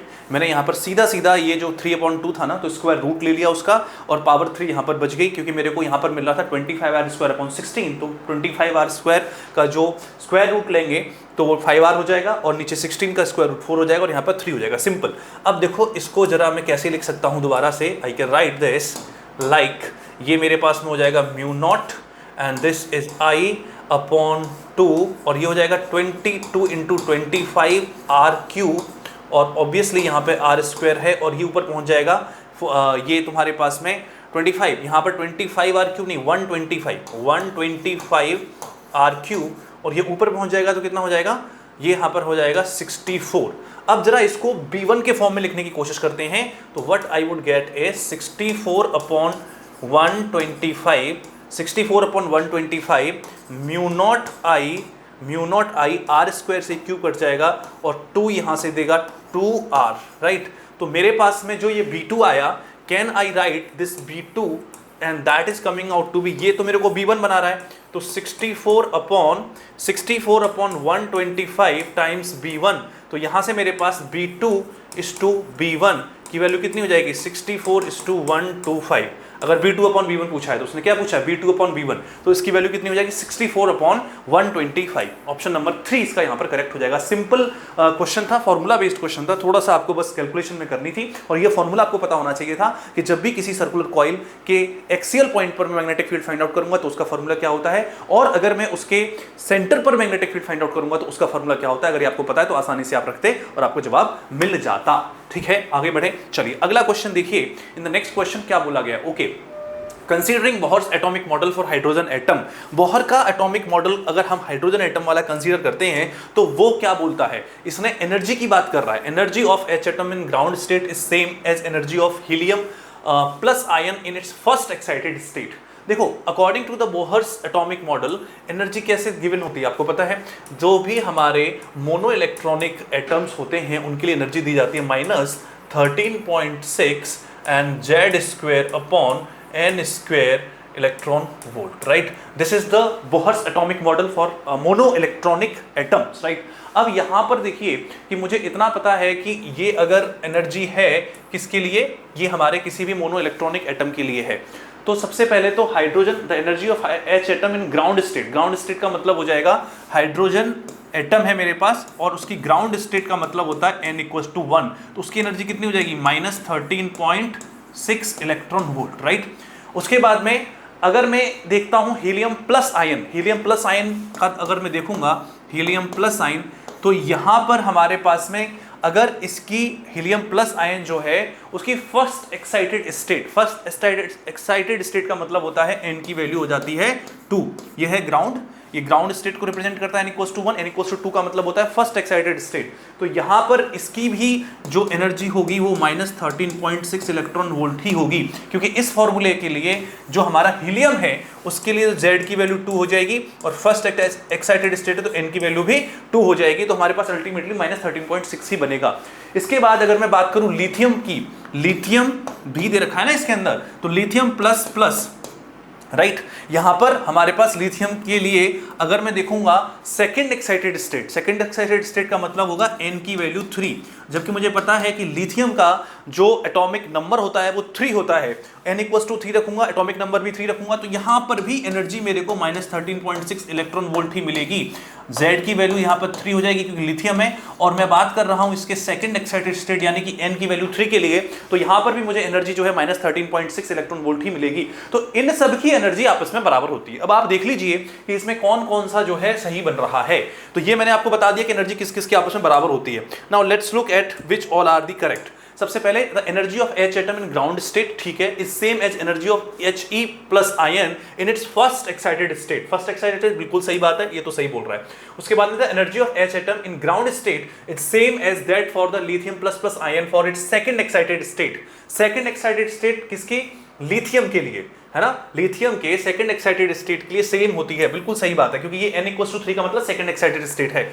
अब भी ठीक है। Third, the energy of H atom in its ground state it's same as that for He positive ion for its ground state, नहीं ग्राउंड स्टेट के लिए नहीं, He पॉजिटिव आयन है तो उसकी फर्स्ट एक्साइटेड स्टेट के लिए होगी, हीलियम प्लस आयन की फर्स्ट एक्साइटेड स्टेट है, ग्राउंड स्टेट के लिए नहीं है, राइट। उसके बाद में बोल रहा है next, the energy of He plus ion and in its first excited state यानी कि n इक्वल्स टू 2, ठीक है, first excited state is same as that for lithium plus plus ion for its ground state. No no no no, ground state में नहीं, इन तीनों में relation ये पता लग रहा है कि सर हाइड्रोजन एटम जो है उसकी ग्राउंड स्टेट, राइट, और He प्लस आयन जो है, हीलियम पॉजिटिव आयन जो है उसकी फर्स्ट एक्साइटेड स्टेट, और लिथियम डबल प्लस आयन जो है उसकी सेकंड एक्साइटेड स्टेट, इन तीनों की एनर्जी आपस में बराबर होती है, और ये सिर्फ और सिर्फ A और B में ही मुझे पता लगा। तो इसका कौन सा ऑप्शन करेक्ट हो जाएगा? A and B only, this is going to be the correct option for this question, right. चलिए अच्छा है ये, आगे बढ़े, क्वेश्चन नंबर 15 हमारा हो गया है, आगे देखते हैं अगला question. In the next question, what it is asking is, क्या बोल रहा है, moment of inertia of a rod of mass m and length l about an axis passing through its center and normal to its length is alpha. Now the rod is cut into two equal parts and these parts are joined symmetrically to form a cross shape. Moment of inertia of cross about an axis passing through its center and normal to the plane of containing cross is, ठीक है। तो कोई दिक्कत वाली बात नहीं है, यहाँ पर हमको ये समझना होगा कि ये जो हमारे पास में कोई रॉड है, अगर कोई रॉड है, let's say I have got this is a rod, right, इस रॉड का मोमेंट ऑफ इनर्शिया इसके सेंटर से पास होने वाली एक्सिस और परपेंडिकुलर है, तो इसके अबाउट उसने दे रखा है अल्फा। और क्या आप जानते हैं अल्फा की वैल्यू क्या होती है? बिल्कुल, अगर रॉड का मास m है और इसकी लेंथ अगर l है, रॉड का मास जो है m है और लेंथ l है, और रॉड का मास m है, तो क्या हो जाती है, सेंटर से पास होने वाली axis perpendicular to the length, ml square divided by 12, this is the moment of inertia. उसने अल्फा की वैल्यू दे रखी है। अब इसने बड़ा इंटरेस्टिंग काम किया, इसने क्या किया कि इस रॉड को काटा और एक क्रॉस बना दिया, यानी कि इस हिसाब से ये मतलब इसको बीच में से काटा और इसको क्रॉस, इन दोनों जो हमारे पास में पार्ट्स बचे उसको ऐसे करके रख दिया। अब पूछ रहा है कि ये जो आपके पास क्रॉस बना, इसका आपको मोमेंट ऑफ इनर्शिया बताना है, इसका मोमेंट ऑफ इनर्शिया बताइए, और किसके about an axis passing through its centre और perpendicular to the plane containing the cross, यानी कि ये जो perpendicular to the this passing through the centre perpendicular to the plane containing the cross, इसके about बताना है। तो अब हम कोई दिक्कत वाली बात नहीं है, बता सकते हैं, मतलब सेम ऐसा ही है कि इसी के प्लेन में रखा हुआ है। तो आप क्यों ना पहले ये जो हमारा है इस वाले पार्ट का, लेट्स से इसको मैं 1 बोल दूं, इसको 2 बोल दूं, इसके लिए मोमेंट ऑफ इनर्शिया निकाल सकते हैं हम अबाउट दिस पॉइंट, एंड फिर इस वाली रॉड के लिए भी हम मोमेंट ऑफ इनर्शिया निकाल सकते हैं अबाउट दिस पॉइंट, और दोनों के लिए जो मोमेंट ऑफ इनर्शिया उसको ऐड किया जा सकता है, राइट। तो पहले तो आप मुझे बताइए कि मैं अगर इस वाले पोर्शन की बात कर रहा हूं तो इसका मास कितना होगा? सर m/2 होगा, राइट। इसकी लेंथ कितनी होगी? इसकी लेंथ सर l/2 होगी, राइट। अब इसका मोमेंट ऑफ इनर्शिया कितना बनेगा? इसका मोमेंट ऑफ इनर्शिया बनेगा m/2 and l/2 ml square by 12, right. ये बनेगा इसका m/2 l/2 का स्क्वायर डिवाइडेड बाई 12। अब ये जो दूसरा क्रॉस है, ये जो परपेंडिकुलर रॉड मैंने रखी, क्या इसका भी मोमेंट ऑफ इनर्शिया इतना ही होगा? बिल्कुल सही बात है सर, क्योंकि दोनों ही सिमेट्रिक हैं, तो इसका भी उतना ही हो, तो मैं इसको 2 से मल्टीप्लाई कर दूंगा तो मेरा काम हो जाएगा, बिल्कुल हो जाएगा। तो अब देखिए यहां से 2 से मैंने 2 कैंसिल कर दिया और मेरे को यहां से मिलेगा m and l square by 4, यानी यहाँ 12 तो रहेगा और इसका 2 का स्क्वायर करूंगा तो 1/4 बाहर आ जाएगा। तो आप देखिए कि ml square by 12 1/4 ml square by 12 की वैल्यू कितनी है? दिस इज अल्फा की वैल्यू ml स्क्वायर बाई 12 थी, तो मेरे पास जो क्रॉस का मोमेंट ऑफ इनर्शिया आया वो आया α/4, यानी कि ऑप्शन नंबर 2 इसका यहाँ पर करेक्ट हो जाएगा। क्या ये बात क्लियर? सिंपल क्वेश्चन था, इसको मैं बहुत ही मतलब it could be considered as an easy category, right. तो यहाँ पे कोई ज़्यादा इसमें दिक्कत है नहीं इस वाले क्वेश्चन के अंदर। चलिए आगे देखते हैं, अगले क्वेश्चन पर फोकस करते हैं। देखिए क्या बोल रहा है यहाँ पे, a spherical surface separates two media of refractive indices 1 and 1.5 as shown figure, ठीक है। Distance of the image of an object O is okay. तो यहाँ पर भी हमारे को एक ये रे ऑप्टिक्स से क्वेश्चन, ज्योमेट्रिकल ऑप्टिक्स से क्वेश्चन पूछ लिया गया है आपसे, है ना। ज्योमेट्रिकल ऑप्टिक्स से क्वेश्चन पूछा गया, एक पहले भी क्वेश्चन था आपको याद होगा जिसमें कि ऑब्जेक्ट को स्लांट करके रखा गया था। यहाँ पर फिर से एक क्वेश्चन हमसे पूछा गया है और पूछा जा रहा है कि इसके distance of the image of object O, मतलब जो ऑब्जेक्ट O है उसकी लिए आपको डिस्टेंस बतानी है। ये जो ऑब्जेक्ट रखा है उसकी इमेज कहां बन रही होगी ये बताना है। तो सिंपल फॉर्मूला बेस्ड क्वेश्चन है, कोई इसमें दिक्कत वाली बात नहीं है, सब कुछ दे रखा है, n1 दे रखा है, n2 दे रखा है, r दे रखा है और u दे रखा है, वही बताना है। तो इसको मैं अगेन इजी कैटेगरी में कहूंगा, जिसको भी फॉर्मूला पता है वो अच्छे से जवाब दे सकता है। क्या फॉर्मूला होता है आपको जब भी हमारे पास में रिफ्रैक्शन होता है, तो रिफ्रैक्शन के केस में क्या फॉर्मूला रहता है, आई होप आप लोगों को समझ पता होगा, n2 upon v minus n1 upon u equals to n2 minus n1 divided by r। I hope this formula you are well aware with. Let me change the color if you are not being able to see this. अब देखो n2 यहाँ पर है हमारे पास 1.5 upon v, ये मुझे find out करना है, minus n1 is 1 and u कितना दे रखा है 0.2, तो मैं लेकिन माइनस साइन के साथ रखूंगा, तो डायरेक्टली प्लस कर दूं इसको यहाँ पे, प्लस 0.2, राइट, क्योंकि ये लेफ्ट साइड में रखा गया है, equals to n2 minus n1, सीधा सीधा मैं यहाँ से 0.5 कर सकता हूँ क्योंकि n2 मेरा 1.5 है, n1 1 है तो 0.5 बचेगा, डिवाइडेड बाई r भी मुझे दे रखा है 0.4, राइट। अब इसको जरा सॉल्व करके मुझे निकालना क्या है, मुझे v की वैल्यू निकालनी है, ठीक है, कर सकते हैं, कोई इशू नहीं है, ये इससे कैंसिल हो जाएगा और यहाँ पर मैं सीधा अगर बात करूँ तो ये 5 हो जाएगा, राइट, यहाँ पर ये 5 हो जाएगा, मैंने बस कैलकुलेशन बचाने के लिए, तो 1.5 upon v is coming out to be 5/4 minus 5, तो ये कितना हो जाएगा मेरे पास 5 माइनस 20/4, यानी कि 5 माइनस 20/4 यानी minus 15/4, right.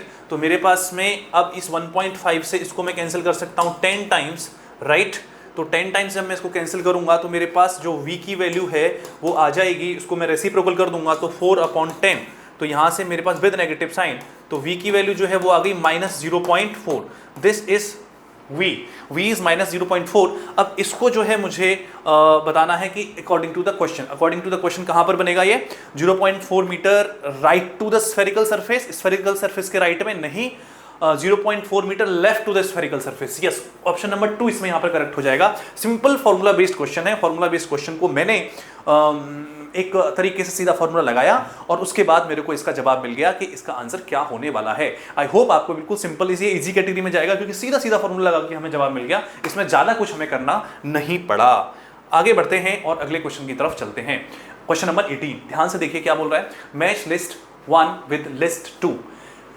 Okay, again units and dimensions, देख रहे हो आप, यूनिट्स एंड डायमेंशंस का पहले भी क्वेश्चन आया था, फिर से इसने उसी क्वेश्चन पूछा है। देखते हैं क्या पूछा गया है। इसमें कह रहा है coefficient of viscosity, coefficient of viscosity मतलब आपको मैच करना है। यहाँ पर आपको बहुत सारी चीजें दे रखी हैं, कोफिशिएंट ऑफ विस्कोसिटी दे रखा है, इंटेंसिटी ऑफ वेव दे रखा है, प्रेशर ग्रेडियंट दे रखा है एंड कंप्रेसिबिलिटी दे रखा है, राइट, 4 चीजें दे रखी हैं। तो जब भी इस टाइप के क्वेश्चन आएंगे ना, तो हम क्या करें कि हम जब भी मैच द फॉलोइंग वाले क्वेश्चन होते हैं उसमें से स्टार्टिंग के कुछ चीजों को मैच करवा के देख लेते हैं और फिर उसके बाद में फिर हम उसको जो है आगे खुद ही करेक्ट कर देते हैं, सारा का सारा नहीं करा के देखना पड़ता। तो चलो हम सबसे पहले कोफिशिएंट ऑफ विस्कोसिटी से स्टार्ट करते हैं कि कोफिशिएंट ऑफ विस्कोसिटी का जो हमारे डायमेंशंस होंगे वो क्या होंगे।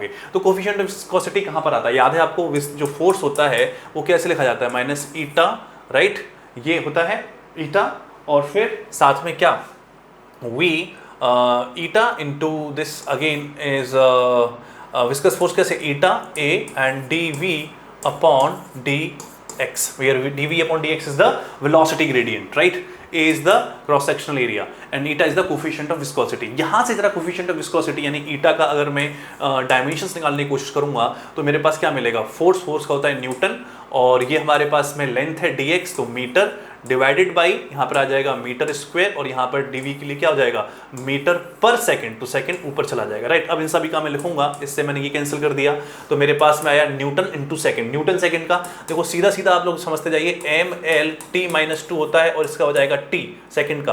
अगेन नीचे यहाँ पर मेरे पास क्या बच रहा है, 1 मीटर ये 1 मीटर ये, यानी कि यहाँ पर मेरे को लेंथ, मीटर का मतलब लेंथ, ये l का स्क्वायर हो जाएगा, राइट।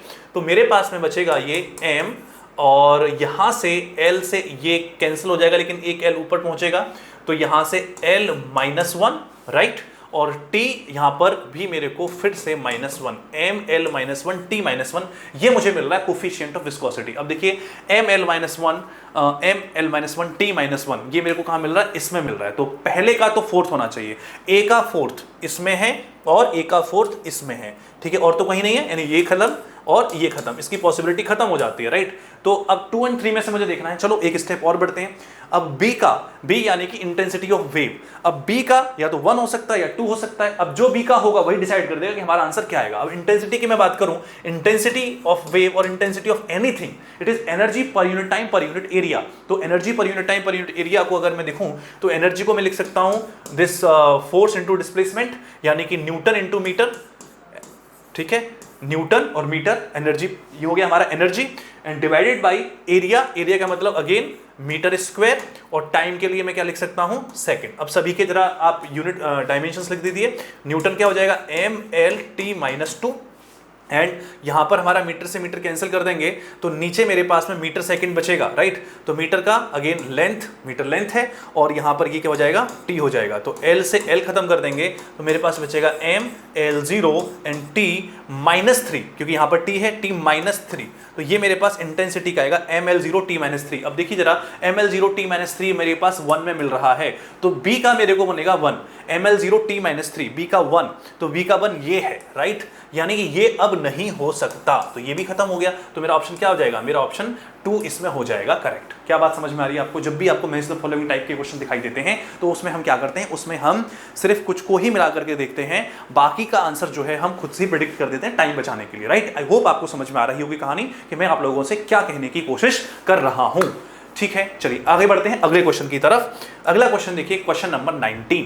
क्वेश्चन नंबर 19 पर हम आ चुके हैं। ये हमारा एक इलेक्ट्रोस्टैटिक्स का, फिर से इलेक्ट्रोस्टैटिक्स का क्वेश्चन है। देखिए क्या बोला गया है, जरा ध्यान से समझते हैं क्या बोला जा रहा है। What it is saying, a small ball of mass 100 milligram and charge है इसका 10 माइक्रोकूलम प्लस 10 माइक्रोकूलम, ठीक है, is connected to an insulating string of length 1 metre, it is brought near to an infinitely long non conducting sheet of charge density sigma shown in the figure. ये मतलब जो 1 metre की length से इस Bob को हमने बांधा और इस इनफाइनाइट शीट के पास लेकर के आए, if string subtends an angle of 45 degree with the sheet in equilibrium at the charge density of sheet will be। तो charge density of the sheet आपसे पूछा जा रहा है कि अगर देखो ये सिचुएशन हमें दी गई जिसमें कि अंदर हमारे पास एक बॉब था, बॉब को हमने 1 मीटर लेंथ के थ्रेड से बांधा और बांधने के बाद उसको इस शीट के पास लेकर के आए। इस शीट के पास जैसे ही हम लेकर के आए, उस शीट ने उसको क्या किया, रिपेल किया, क्योंकि उसके पास पॉजिटिव चार्ज था, शीट के पास ही पॉजिटिव चार्ज है, पॉजिटिव चार्ज रिपेल करते हैं। कौन से फोर्स से रिपेल किया होगा, उसने किया इलेक्ट्रोस्टैटिक फोर्स से। अब इलेक्ट्रोस्टैटिक फोर्स जो है मेरा क्या होता है, अब मैं इस पर जरा लगने वाले सारे फोर्सेस लिखना चाहूंगा। I would really like to write all the forces acting on this. तो देखिए सबसे पहले तो नीचे क्या लगा, mg लगा, ठीक है सर, समझ में आता है हमें। एक ये स्ट्रिंग से बंधा हुआ है तो इस अलोंग हमें टेंशन लग रहा होगा, राइट। और कौन सा फोर्स लगेगा सर, ये जो शीट है ना, ये भी तो इस पर फोर्स लगा रही होगी, कौन सा, इलेक्ट्रोस्टैटिक फोर्स लगा रही होगी। तो 3 फोर्स लग रहे हैं, एक तो ग्रेविटेशन फोर्स, इलेक्ट्रोस्टैटिक फोर्स और एक टेंशन फोर्स। इन तीनों की वजह से जो हमारा बॉब है वो एक स्टेशनरी कंडीशन में है, वो रेस्ट पर है। इसका मतलब तीनों का जो रिजल्टेंट है वो क्या होना चाहिए, वो 0 होना चाहिए। तो इससे क्वेश्चंस को करने के लिए हम क्या करते हैं, हम कंपोनेंट्स ब्रेक कर लेते हैं। तो यहां से मुझे सीधा सीधा पता लग रहा है कि सर ये 45 है, अगर मैं इसको ऐसे लेके जाऊं, इसको ऐसे लेके जाऊं, तो मेरे पास ये जो आएगा ये कितना आ जाएगा, t cos ये 45, तो ये भी 45, राइट। तो ये हो जाएगा t cos 45 and t/√2, right. और ये वाला कंपोनेंट भी क्या आ जाएगा, t/√2। तो मुझे इतना पता लग रहा है कि my t/√2 is equals to electrostatic force and t/√2 की वैल्यू वर्टिकल इक्विलिब्रियम की वजह से mg की बराबर है। तो मैं सीधा सीधा यहां पर कह सकता हूं कि सर mg जो है वो बराबर है f इलेक्ट्रोस्टैटिक के। क्या आप लोगों को ये बात चमकी, हाँ या ना में जवाब दे दो मेरे को भाई।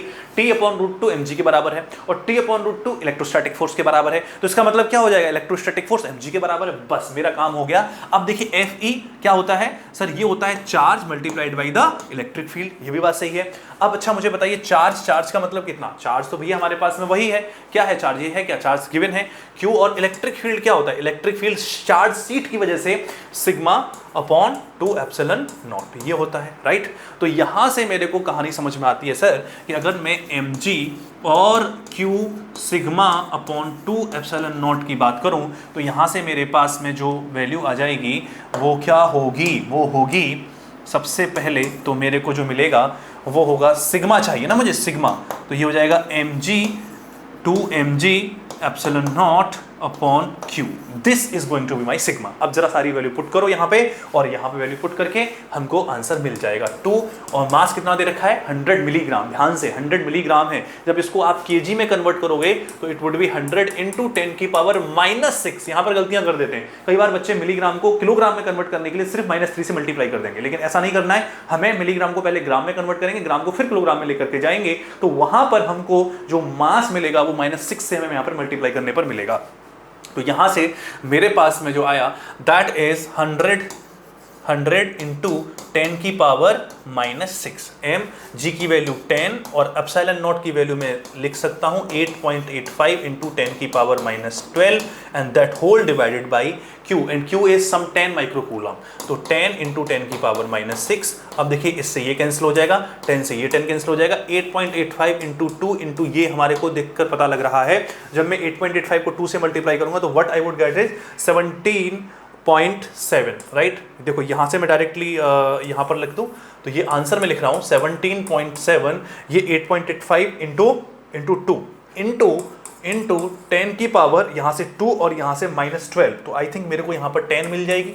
यस यहाँ पर 10 मिल जाएगी, किसके साथ, माइनस साइन के साथ। और इसी को मैं लिख सकता हूँ 1.77 इंटू 10 की पावर -9, और ये है Coulomb per metre square, right. तो यहाँ पर कूलॉम, तो मैं माइक्रो कूलॉम में इसको लिखना चाहूंगा तो it would be 1.77 micro coulomb per metre square. तो वो मेरे को कहाँ पर मिल रहा है, sorry this should be nano coulomb, not micro coulomb, nano coulomb. तो 1.77 nano coulomb per metre square, option number 4 जो है वो यहाँ पर करेक्ट हो जाने वाला है। आई होप आपको बात मेरी समझ में आई हो कि मैंने यहाँ पर इस क्वेश्चन को जो है सिर्फ इक्विलिब्रियम की कंडीशन से सॉल्व कर दिया, जिसमें लगने वाले फोर्सेस थे electrostatic force, tension force and gravitational force, तीनों को इक्विलिब्रियम में डाला और मेरे को जवाब मिल गया। आई होप कि आपको ये बात क्लियर हो चुकी होगी। चलिए आगे बढ़ते हैं अपनी अगले क्वेश्चन की तरफ।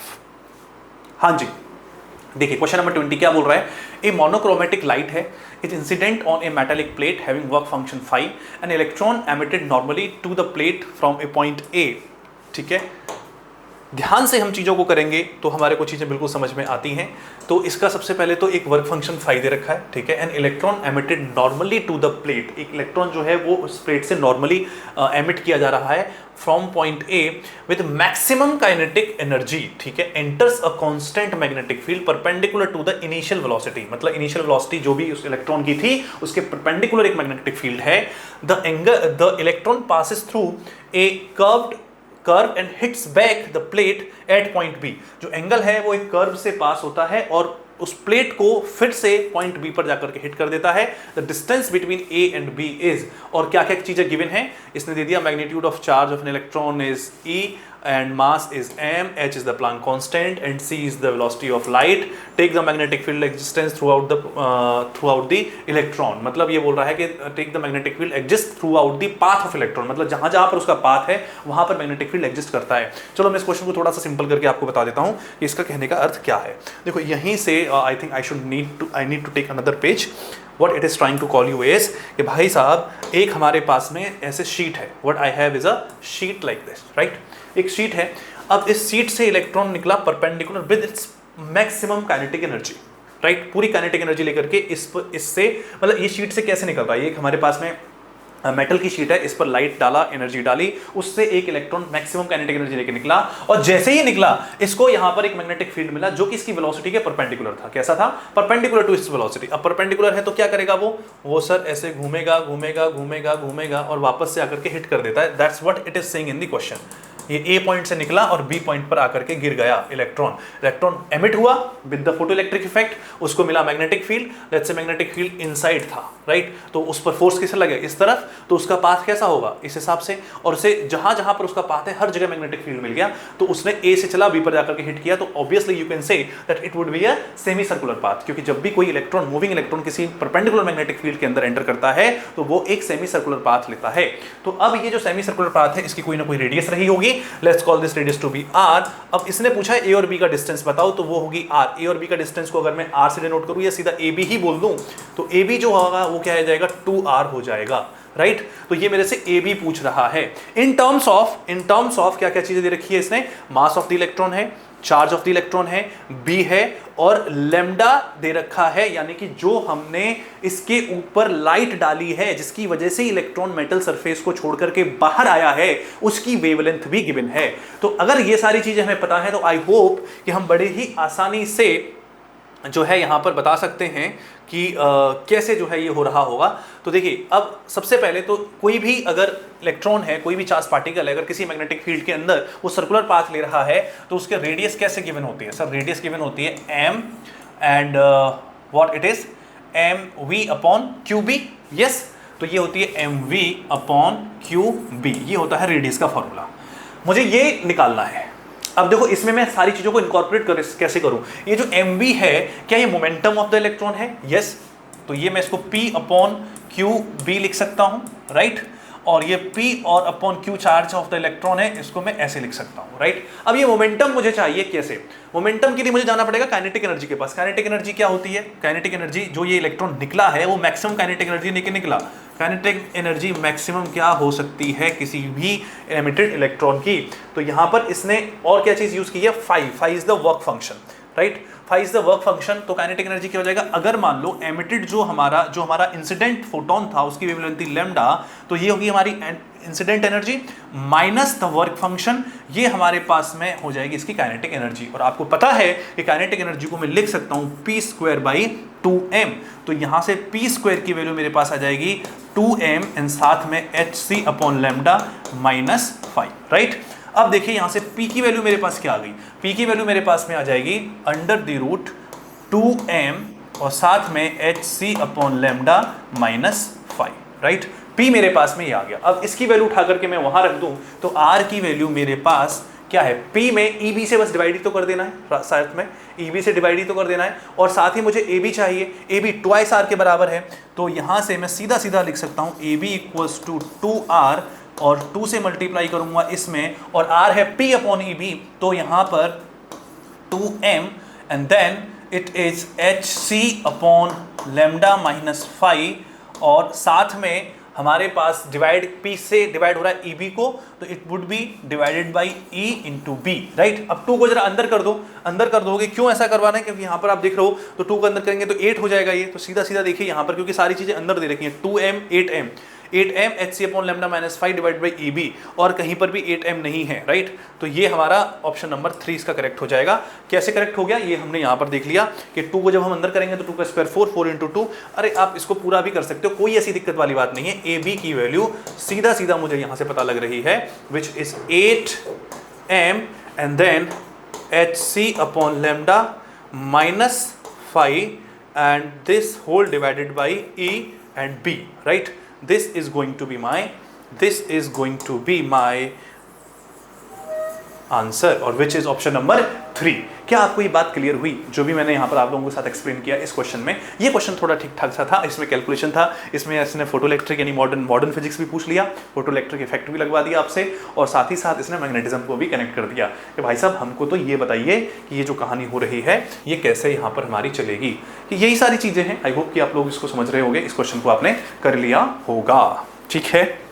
ऑलराइट, सो अब हम जो है सॉल्व करते हैं हमारे जो न्यूमेरिकल आंसर्स टाइप क्वेश्चन हैं, एन80 टाइप के जो क्वेश्चंस आते हैं उसको हम देखते हैं। तो यहाँ पर देखिए क्वेश्चन नंबर 21 के अंदर क्या बोला गया है? क्वेश्चन के अंदर कह रहा है कि एक वेसल है जो स्क्वायर क्रॉस सेक्शन है, जिसका क्रॉस सेक्शन कैसा है? स्क्वायर शेप का है बेसिकली, ठीक है। एंड हाइट ऑफ 6 मीटर, इसकी हाइट कितनी है? 6 मीटर है। मैंने डायग्राम पहले से ही थोड़ा सा इसका पार्ट बना लिया जिससे कि ज्यादा टाइम ना लगे। ये जो हमारे पास वेसल है जिसका क्रॉस सेक्शन एक स्क्वायर है, उसकी हाइट कितनी है? 6 मीटर हाइट दे रखी है, और इज वर्टिकली पार्टीशन, मतलब इसको हमने पार्टीशन किया हुआ है। आपको एक दिखाई दे रही है वॉल, मतलब हमने इस बर्तन को बीच में से पार्टीशन कर दिया, कुछ पार्ट इधर कुछ पार्ट इधर कर दिया, ठीक है। और small window of 100 centimetre square, 100 centimetre square area की एक छोटी सी विंडो जो है ये आपको दिखाई दे रही होगी, इस पार्टीशन के अंदर है। Is fitted at a depth of 3 metre in the partition, right. और उसकी डेप्थ कितनी है? 3 मीटर। कहां से? टॉप से। यानी कि ये जो डेप्थ है ये कितनी है? दैट इज 3 मीटर, ठीक है सर, समझ में आता है। और ये कैसे है? इस one part of the vessel is filled completely with water, मतलब एक तरफ है वाटर, ठीक है, और दूसरी तरफ क्या है? कोई एक लिक्विड है जिसकी डेंसिटी हमें दे रखी है, यानी कि इस तरफ कोई लिक्विड है। देखिए बहुत अच्छा क्वेश्चन है ये, अब ध्यान से इसको समझिए। लिक्विड जिसकी डेंसिटी हमको यहां पर दे रखी है, ओके।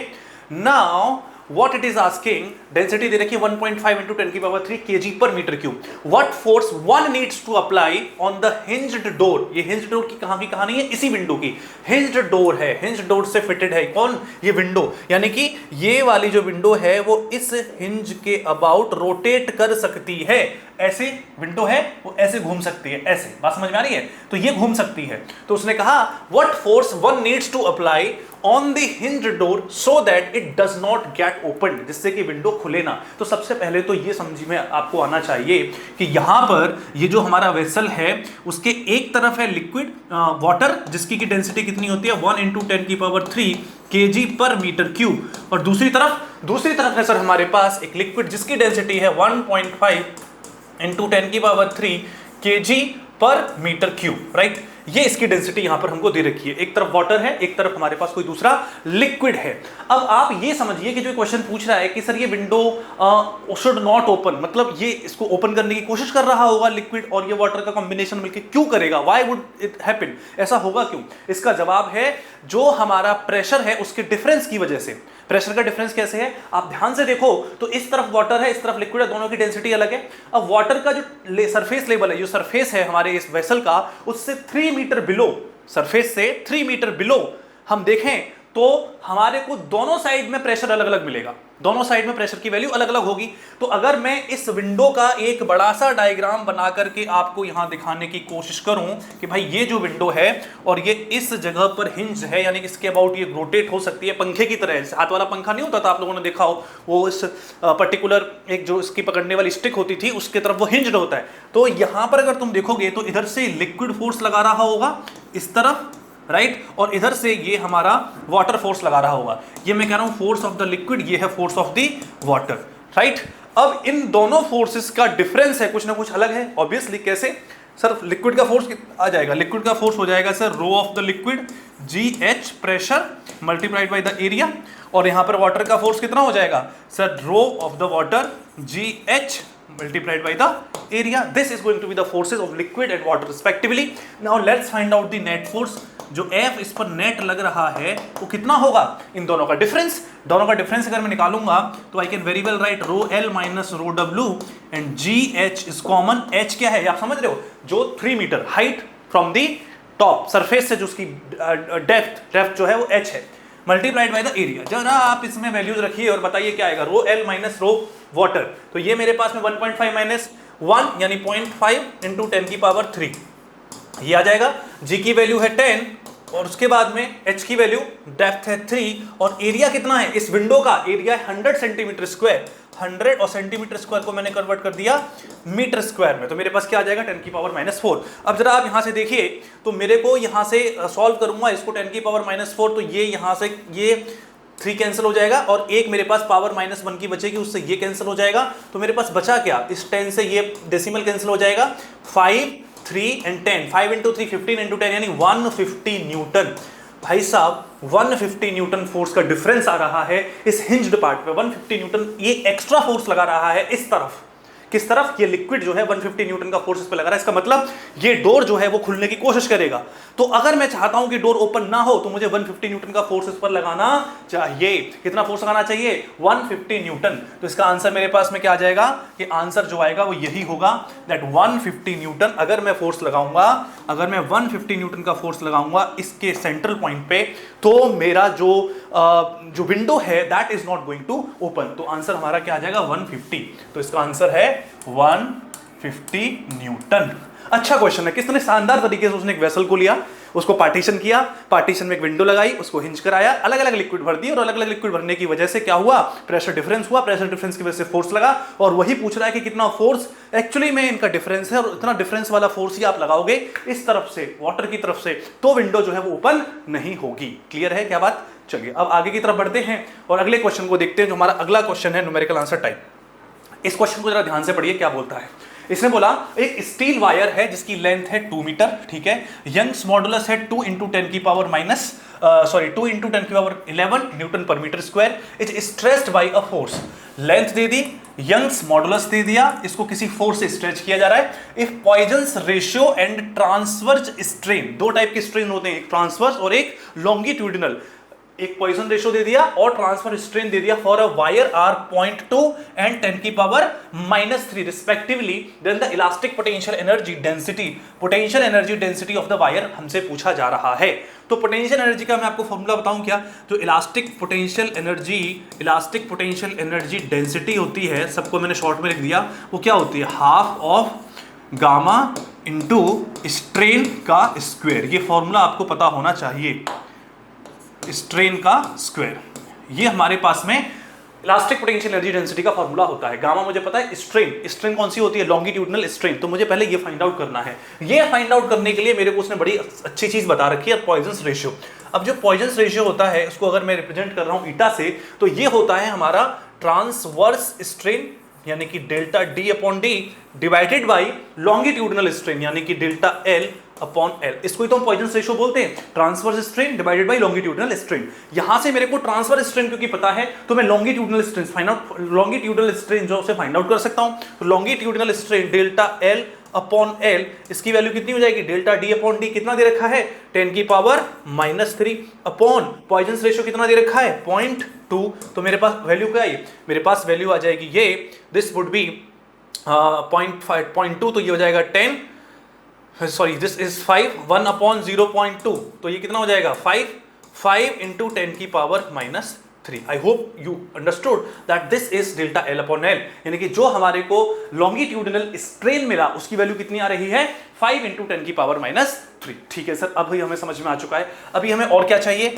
अब हमको सीधा इसमें वैल्यू डालेंगे 1/2, गामा की वैल्यू दे रखी है 2 इंटू 10 की पावर 11 मल्टीप्लाइड बाई स्ट्रेन का स्क्वायर, 5 का स्क्वायर 25 और 10 की पावर -3 का स्क्वायर 10 की पावर -6। अब जरा यहां से देखिए तो क्या आपको मिलेगा, यहां से 2 से 2 कैंसिल हो जाएगा, 25 इंटू 10 की पावर 11 -6 कितना हो जाएगा 5। तो उसने वही पूछा कि ऑफ द वायर इज, ये डेंसिटी जो है इलास्टिक पोटेंशियल एनर्जी डेंसिटी, ये 10 की पावर 5 के टर्म्स में बतानी है, तो इसकी वैल्यू कितनी हो जाएगी, 25 हो जाएगी। तो इसका आंसर यहां कितना आ जाएगा, 25। This is going to be the answer for this question. I hope आप लोगों को ये बात क्लियर हुई होगी कि मैंने किस तरीके से आपको यहां पर बता दिया that what is the value of this elastic potential energy density.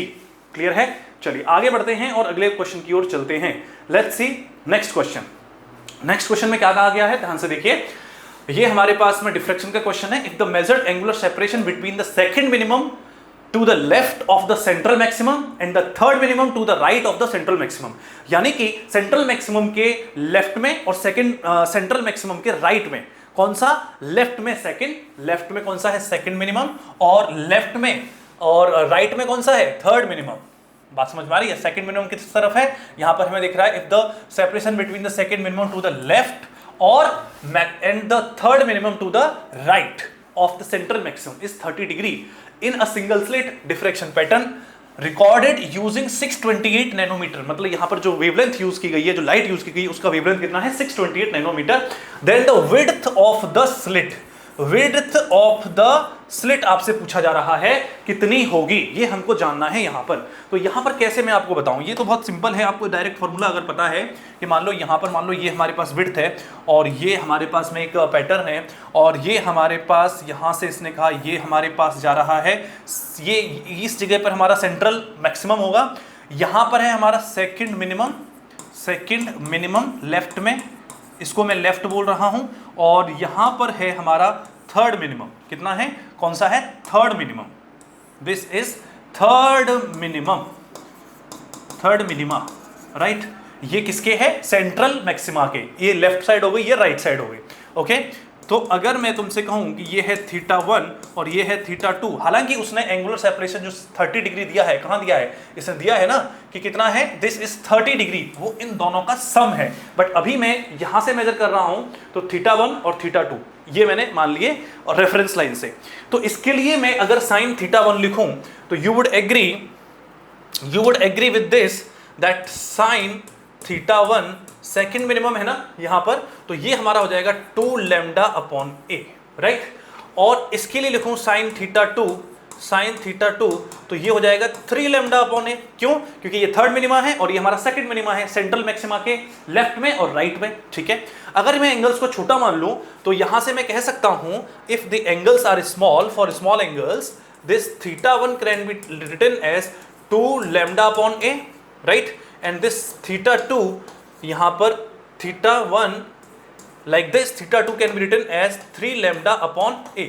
इन दोनों को जरा अब आप ऐड कर दीजिए, तो I would say theta 1 plus theta 2 equals to 2 lambda upon A and 3 lambda upon A, यानी कि 5 lambda upon A, right? And theta 1 and theta 2 की वैल्यू मुझे गिवन है, कितनी है 30 डिग्री, इसका मतलब पाई बाई 6, तो pi by 6 equals to 5 lambda upon A, तो ए की वैल्यू कितनी हो जाएगी सर? ए की वैल्यू हो जाएगी मेरे पास, ए की वैल्यू कितनी हो जाएगी, यहां से हमारे पास में 5 into 6 lambda upon pi, yes.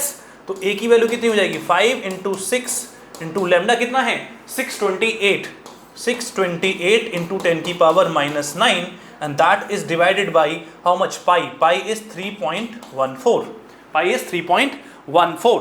तो यहां से देखो आप, मैं इसको 2 डेसिमल्स इसको देता हूं, 6.28 ये है ना, तो यहां से अगर मैं इसको 100 से मल्टीप्लाई करूं, 100 से ही डिवाइड कर दूं, तो मेरे पास में क्या आ जाएगा? इसको सॉल्व करना मैं चाह रहा हूं, ठीक है? तो कैसे सॉल्व कर सकते हैं? तो यहां से हम डायरेक्टली भी कर सकते हैं, इसको यहां से हटा दिए ये और यहां बढ़ा दिया, तो ये हमारे पास में कितना हो जाएगा 7, राइट? ये 7 हो जाएगा, तो ये यहां से 2 टाइम्स कैंसिल हो जाएगा, तो मेरे पास कितना आएगा 6, ये 5 इंटू 6 30 इंटू 2 60, तो 60 इंटू, ये यहां पर मैं लिख रहा हूं 60 इंटू 10 की पावर हाउ मच? 60 इंटू 10 की पावर -7, राइट? इसको भी लिख सकता हूं 6 इंटू 10 की पावर -6, यानी 6 माइक्रोमीटर, उसने माइक्रोमीटर में पूछा है, तो स्लिट विड्थ कितनी आ जाएगी? यहां पर आंसर आ जाएगा 6, तो 6 माइक्रोमीटर, तो स्लिट विड्थ की वैल्यू क्या आ गई? 6 आ गई। सीधा सा क्वेश्चन था, फॉर्मूला बेस्ड क्वेश्चन था। आई होप इसमें कोई ज्यादा दिक्कत नहीं हुई होगी। डिफ्रेक्शन के लिए हमारे को पता होता है कि this is the relation for minima, relation minima के लिए हमारे पास में ये होता है, और ये मिनिमा अगर सेंट्रल मैक्सिमा के ऊपर या नीचे, लेफ्ट या राइट में है, तो सेकंड मिनिमा के लिए 2 लैम्डा अपॉन ए, थर्ड मिनिमा के लिए 3 लैम्डा अपॉन ए। ये बस दिखाया, दोनों को हमने ऐड कर दिया और फाइनली हमको आंसर मिल गया। आई होप कि ये क्वेश्चन क्लियर हो चुका होगा। आगे बढ़ें, चलिए अगले क्वेश्चन की तरफ चलते हैं और देखते हैं आगे हमसे क्या पूछा गया है। इन the next question what it is saying, lambda A 24 question है, ध्यान से अभी आप तक इसको ध्यान से देख रहे हो वीडियो को। क्या बोला? Lambda A is the specific heat ratio of mono atomic gas A. Lambda A is the specific heat ratio, lambda A मतलब ये जो बोल रहा है, लैम्डा ए जो होता है वो स्पेसिफिक हीट रेशियो होता है, Cp upon Cv, right? For a specific heat ratio for monoatomic gas a और having 3 translational degrees of freedom. तो इसको हम ऐसे भी लिख सकते हैं 1 + 2 upon f, right? Where f is the degree of freedom. अब मोनोएटॉमिक गैस है तो उसकी डिग्री ऑफ फ्रीडम 3 ही होती हैं, तो I can very well right 1 + 2 upon 3, तो इसकी वैल्यू कितनी हो जाएगी? इसकी वैल्यू हो जाएगी 5 अपॉन 3। ये मेरे को पता चल गया, ये क्या है? लैम्डा ए की वैल्यू है, ओके? लैम्डा भी इज द, ये जो लैम्डा दूसरा दिया हुआ है हमको, this is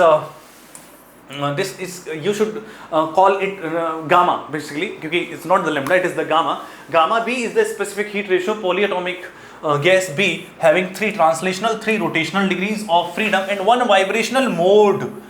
degree of freedom नहीं, मोड बोला है, और एक वाइब्रेशनल मोड के अंदर 2 डिग्रीज ऑफ फ्रीडम होते हैं, एक वाइब्रेशनल मोड के अंदर 2 डिग्री फ्रीडम होते हैं। तो अगर आपको बी लिखना है, ये जो आपका गामा है वो बी लिखना है, तो it will be Cp upon Cv and 1 + 2 upon degree of freedom कितनी लिखूंगा यहाँ पे? 3 ट्रांसलेशनल, 3 रोटेशनल, 6 और एक वाइब्रेशन वाली, कितनी हो जाएगी? एक वाइब्रेशन वाली नहीं, 2 वाइब्रेशन वाली, क्योंकि वाइब्रेशनल मोड 1 है, डिग्री ऑफ फ्रीडम हो जाएंगी 2, तो यहां पर 2 और 3 5 और 3 8, राइट? तो ये मेरे पास में कितना आ जाएगा? 8 × 10 upon 8 which could be written as 5/4। ये कितना हो जाएगा मेरे पास? 5/4।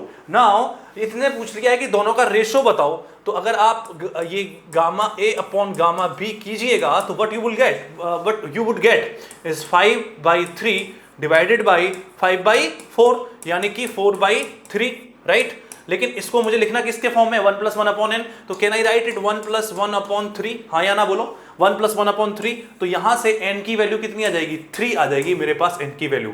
n की वैल्यू कितनी आ जाएगी? 3 is going to the value of n। बहुत ही सिंपल क्वेश्चन था, बस आपको ये पता होना चाहिए। इस क्वेश्चन का जो हिंट था कि जो हमारा एक वाइब्रेशनल मोड होता है उसके अंदर 2 डिग्रीज ऑफ फ्रीडम होते हैं, ठीक है? एक ही नहीं लगाना था, यहां पर उसने ऑलरेडी बताया 3 ट्रांसलेशनल, 3 रोटेशनल और एक वाइब्रेशनल मोड एक्टिव है उसका, तो it must contain 2 degrees of freedom which is total, which makes its degree of freedom to be, कितनी बना देता है? टोटल डिग्री ऑफ फ्रीडम इसकी बना देता है 8। ठीक है, आगे बढ़े। चलिए अगला क्वेश्चन और लास्ट क्वेश्चन इस पेपर का देखते हैं क्या बोल रहा है। ओके, ये हमारा काइनेमेटिक्स से क्वेश्चन आ गया, काफी देर से इसका इंतजार था, कोई भी क्वेश्चन अभी तक हमें काइनेमेटिक्स से नहीं दिखाई दे रहा था। So let's see, this is the last question and simple question I guess. A person travelling on a straight line moves with a uniform velocity v1 for a distance x and with a uniform velocity v2 for the next 3/2 x। ठीक है, एक person है straight line पे move कर रहा है और ये मूव करता है v1 से कितने डिस्टेंस के लिए, ये मूव करता है फॉर अ डिस्टेंस x। ठीक है, और उसके बाद में with a uniform velocity v2 for the next 3/2 distance, जो हमारा अगला 3/2x डिस्टेंस है, ये मूव करता है अनदर वेलोसिटी जो कि है हमारे पास v2, राइट। अब उसने कहा है कि हमारे को v1 भी दे रखा है, v2 निकालना है और v एवरेज दे रखा है। Okay, simplest question which one can assume 2025 का जो क्वेश्चन है ये देखिए आप, तो ये क्या हो जाएगा हमारे पास में, v एवरेज का फॉर्मूला आप लोग जानते हो क्या होता है, total distance upon total time. अब यहाँ पर स्ट्रेट लाइन है तो डिस्टेंस डिस्प्लेसमेंट एक ही बात है, तो कितना हो जाएगा x plus 3/2x divided by total time, मतलब टाइम निकालना है हमें, तो distance upon speed x upon v1 plus 3x upon 2v2, right. अब यहाँ से हम निकालें तो v एवरेज मुझे ऑलरेडी गिवन है, कितना है 50/7। अब यहाँ पर आप देखेंगे तो ये हो जाएगा 5x अपॉन 2, x से x कैंसिल हो जाएगा, तो ऊपर मेरे को 5/2 बचेगा और नीचे मेरे पास 1/v1 प्लस, और ऑब्वियसली आप v1 की वैल्यू भी रख दो यहाँ पर, 1/v1 की वैल्यू कितनी है, v1 इज 5, 1/5 प्लस यहाँ पर 3/2v2, ये मेरे पास में आ जाएगा। ठीक है, अब जरा यहाँ से देखिए कि हमारे पास 50/7 और यहाँ हो जाएगा 1/5 plus 3/2v2, right, and this is equal to what, 5/2। अब यहाँ से ये कैंसिल हो जाएगा हमारा कितने टाइम, 10 टाइम्स। तो अब हमने यहाँ पर सीधा मल्टीप्लाई कर दिया, हमें 3 ओके ठीक है, ये 10 टाइम्स कैंसिल हो जाएगा 5 से। अब यहाँ से मेरे पास में जो इक्वेशन बनेगी उसे मैं लिख सकता हूँ that 1/5 plus 3/2v2 is equals to 7 ऊपर जाएगा और नीचे कितना आ जाएगा 20, राइट। तो 3/2v2 is equal to 7/20 minus 1/5। यहाँ से आपने एलसीएम लिया 20 का, तो ऊपर कितना बचेगा 7 माइनस ये हो जाएगा 4, तो इधर से बचेगा 3/20। आपको दिखाई दे रहा है यहाँ पर 3/20, राइट।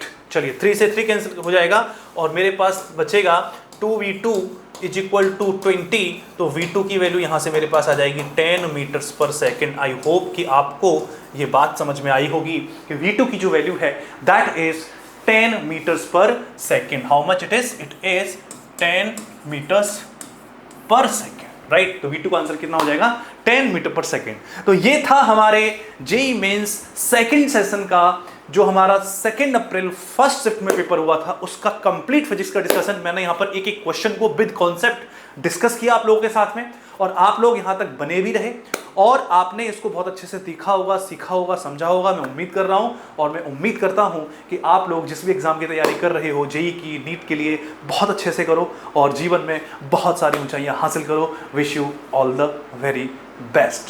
Thank you.